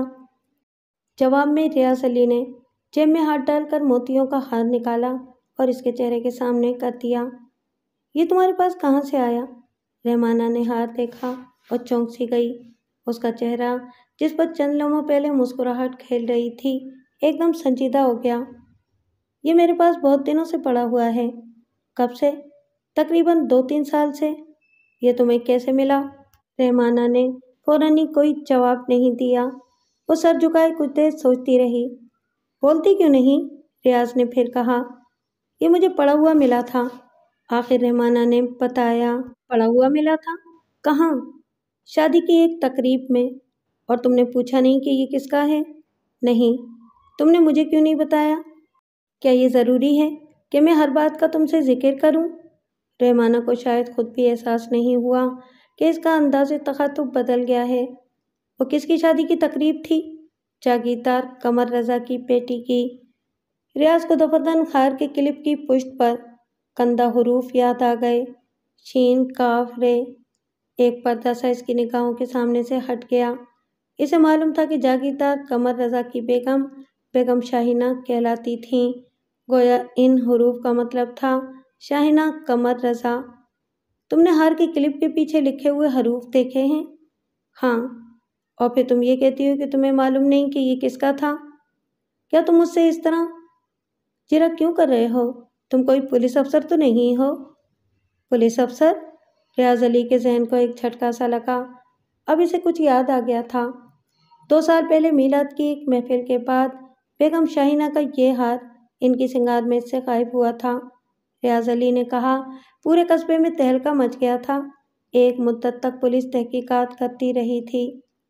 تم ٹھیک کہہ رہے ہو۔ پھر یہ تمہارے پاس کیسے آیا؟ مجھے پڑا ہوا ملا تھا۔ 1 منٹ پہلے تم نے کہا تھا کہ یہ تمہیں شادی کی تقریب میں ملا تھا اور اب کہہ رہی ہو کہ میلاد کی محفل میں ملا ہے۔ تو پھر کیا ہوا؟ مجھے یاد ہے کہ جب تم وہاں سے واپس آئی تھیں تو تم نے بتایا تھا کہ جیسے ہی ہار کی گمشدگی کا علم ہوا تو باقی مہمانوں کو روک کر سب کی تلاشی لی گئی تھی۔ پھر تم نے اسے کہاں چھپا رکھا تھا؟ رحمانہ نے ایک پھیکا سا قہقہا لگایا۔ ذرا کوئی تمہاری باتیں تو سنے۔ کیسی باریک بینی سے جرا کر رہے ہو جیسے خود بڑے پارسا اور ولی اللہ ہو۔ وہ بولی۔ تم نے اسے بیگم شاہینہ کے سنگار میز سے اٹھایا تھا، یہی بات ہے نا؟ ریاض نے تیزی سے کہا۔ اور یہی نہیں، وہ تمام چیزیں جو لاکر میں ایک لکڑی کے ڈبے میں رکھی ہوئی ہیں وہ سب بھی تمہاری چرائی ہوئی ہیں۔ تم ایک چور ہو؟ ہاں، میں ایک چور ہوں۔ میں نے یہ ہاتھ چرایا تھا۔ وہ سب چیزیں بھی مختلف دکانوں سے چرائی ہیں، رحمانہ نے ریاض علی کی آنکھوں میں آنکھیں ڈالتے ہوئے کہا۔ لیکن اسے اتنا اچھالنے کی کیا ضرورت ہے؟ جب سے تم پچھلے سال پکڑے گئے ہو پورے قصبے کو معلوم ہو چکا ہے کہ تم کیا کرتے ہو، تمہارا پیشہ کیا ہے۔ وہ کوئی کھلم کھلا الزام نہیں لگاتے، اس لیے کہ تم پر صرف آوارہ گردی کا الزام لگایا گیا تھا، مگر دلوں میں سب کے شک و شبہ پیدا ہو چکا ہے۔ محلے کی عورتیں اب مجھ سے ملنے اور مجھے اپنے گھر میں بلانے سے کتراتی ہیں۔ اسکول میں ہمارے بچوں کا مذاق اڑایا جاتا ہے۔ اگر کسی کی کوئی شے گم ہوتی ہے تو ہمارے سہیل اور رابعہ پر شک کیا جاتا ہے۔ میں نے ابھی تک تمہیں یہ باتیں نہیں بتائی تھیں کیونکہ میں تمہیں دکھ نہیں پہنچانا چاہتی تھی، لیکن یہ حقیقت ہے کہ دن میں 20 بار میری اور میرے بچوں کی تذلیل کی جاتی ہے اور یہ سب تمہارا کیا دھرا ہے۔ تم اب ایماندار بننے کی کوشش کیوں کر رہے ہو؟ میں نے اگر چوری کی تو کیا ہوا؟ تم بھی تو چور ہو، اور ایک چور دوسرے چور کو برا بھلا کہنے کا کوئی حق نہیں رکھتا۔ یہ تو بہت آسان اور سمجھ میں آنے والی بات ہے۔ پھر تم مجھ سے کس طرح پاس پوس کر سکتے ہو؟ کمرے میں گہری خاموشی چھا گئی۔ ریاض علی کے چہرے پر سنجیدگی کے ساتھ ہی قلبی کرب و اذیت کے تاثرات بھی نمایاں تھے۔ اس کا سر جھک گیا تھا۔ رحمانہ کی باتیں سن کر اسے غصہ نہیں آیا، بلکہ کچھ ایسے محسوس ہوا جیسے وہ اس کی عزیز ترین ہستی کے انتقال کی خبر سنا رہی ہو۔ گزشتہ تمام برسوں میں وہ رحمانہ کو ایک نیک اور ایماندار عورت خیال کرتا رہا تھا، اور کبھی کبھی خود ہی دل میں یہ سوچ کر شرمندہ ہو جاتا تھا کہ وہ ہرگز ایک شریف، متقی اور ایک دیندار باپ کی بیٹی کے قابل نہیں ہے۔ شروع میں جب رحمانہ کو اس کے دھندے کے بارے میں پتہ چلا تھا تو وہ اسے کتنا سمجھایا کرتی تھی، اور وہ جواب دیتا کہ وہ یہ سب کچھ اپنے لیے نہیں بلکہ اس کے اور خاص طور پر بچوں کے بہتر مستقبل کے خیال سے کر رہا ہے۔ وہ چاہتا ہے کہ اس کے بچے بہترین طور پر پروان چڑھیں اعلیٰ سے اعلیٰ تعلیم حاصل کریں، خود کو معاشرے کا اہم اور کارآمد عنصر ثابت کریں۔ انہیں اپنی زندگی خوشگوار بنانے کے لیے جرم و گناہ کا راستہ اختیار نہ کرنا پڑے۔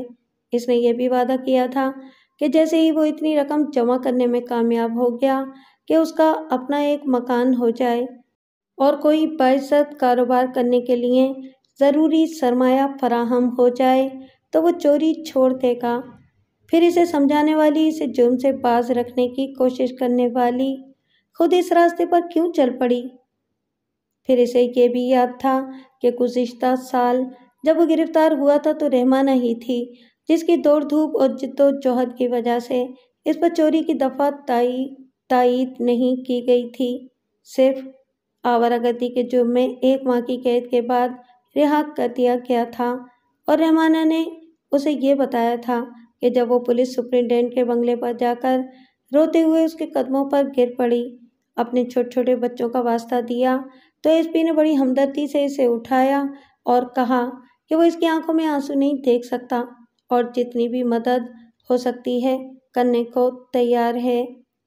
اور یہ سوچتے ہوئے ریاض علی کے ذہن میں پہلی مرتبہ یہ شبہ پیدا ہو گیا کہ یہ ممکن ہے کہ رحمانہ نے اس معاملے میں بھی حقیقت چھپائی ہو، بات محض اتنی نہ ہو جتنی وہ بیان کر رہی ہے۔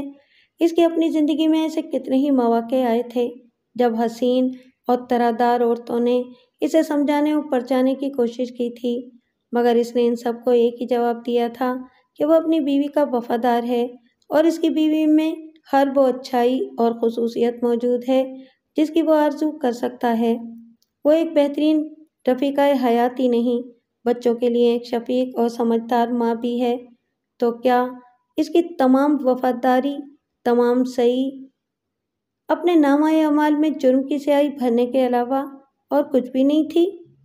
کیا اس کے گناہوں کا سایہ اس کے اہل و عیال کی زندگی پر اجالوں کی بجائے اندھیرے پھیلانے کا باعث بن رہا ہے؟ کیا یہ خطرہ نہیں ہے آج اگر اس کی بیوی اس کی پیروی میں سیدھی راہ سے بھٹک گئی تو کل اس کے بچے بھی جرم و گناہ کے راستوں پر نہیں چل پڑیں گے؟ کیا میں لیمپ بجھا دوں؟ رحمانہ نے آہستہ سے پوچھا۔ تمہارا دل چاہے تو بجھا دو، ریاض علی نے جواب دیا۔ رحمانہ نے لیمپ گل کر دیا اور اپنے بستر پر لیٹ گئی۔ کیا تم نے ایس پی سے اپنی عزت کا سودا کیا تھا؟ نیم تاریکی میں ریاض کی آواز ابھری۔ مجھے نہیں معلوم تم کیا کہہ رہے ہو، تم میرا مطلب اچھی طرح سمجھ رہی ہو، تمہارا دماغ خراب ہو گیا ہے؟ ریاض خاموش رہا، اس نے اپنی آنکھیں بند کر لیں۔ چاند کی روشنی تھوڑی اندر آ رہی تھی۔ جب اس نے گھر میں قدم رکھا تھا تو رحمانہ کے لیے بےتاب ہو رہا تھا، مگر اب اس کی تمام خواہشات، تمام جذبات سرد پڑ گئے تھے، سب کچھ ختم ہو گیا تھا۔ اس نے اپنے آپ سے کہا، زندگی کے 9 قیمتی سال اس کی تمام منصوبہ بندی، چالاکی، ہوشیاری، اپنے آپ کو خطرے میں ڈال کر قانون سے پنجہ آزمائی، ساری تگ و دو ایک صحیح لا حاصل بن گئی۔ اس کے اندر جیسے کوئی شے چکنا چور ہو گئی۔ وہ اپنے بچوں کو معاشرے میں اعلیٰ مقام پر دیکھنا چاہتا تھا، مگر اب کون کہہ سکتا تھا کہ وہ بھی اس کی اور رحمانہ کی طرح چور نہیں بن جائیں گے؟ ایک خاندان ایک چور کا بھی مشکل سے متحمل ہو سکتا ہے، اس میں اتنے چوروں کی گنجائش نہیں نکالی جا سکتی۔ اور پھر اسے یوں محسوس ہوا جیسے اس کے اندر چھپا ہوا کوئی شخص کہا مار کر ہنس پڑا ہو۔ ریاض خود کو بڑا ہوشیار اور عقل مند سمجھتا ہے، تو انتہائی احمق اور نادان آدمی ہے۔ اس نے ایک آواز سنی، جس کنبے کا سربراہ مجرم اور گناہ گار ہو تو وہ اپنے اہل خاندان کی کس طرح شرافت اور ایمانداری کو اپنانے کی توقع کر سکتا ہے؟ تو اگر اپنی بیوی بچوں کو نیکی کے راستے پر چلتے ہوئے دیکھنا چاہتا ہے تو اس کے لیے تجھے خود مثال بننا ہوگا، خود تجھے برائی سے بچ کر نکلنا ہوگا۔ وہ تڑپ کر بستر سے اٹھا، اپنے جوتے پہنے اور بے کھنٹی پر لٹکا ہوا کوٹ اتارنے لگا۔ کہاں جا رہے ہو؟ رحمانہ نے چونک کر پوچھا۔ گڑھی فتح بخش۔ آدھی رات کو؟ ہاں، آدھی رات کو۔ مگر وہاں کیوں جا رہے ہو؟ چمڑے کی اس فیکٹری میں ملازمت کرنے جہاں میں آج سے 9 سال پہلے کام کیا کرتا تھا۔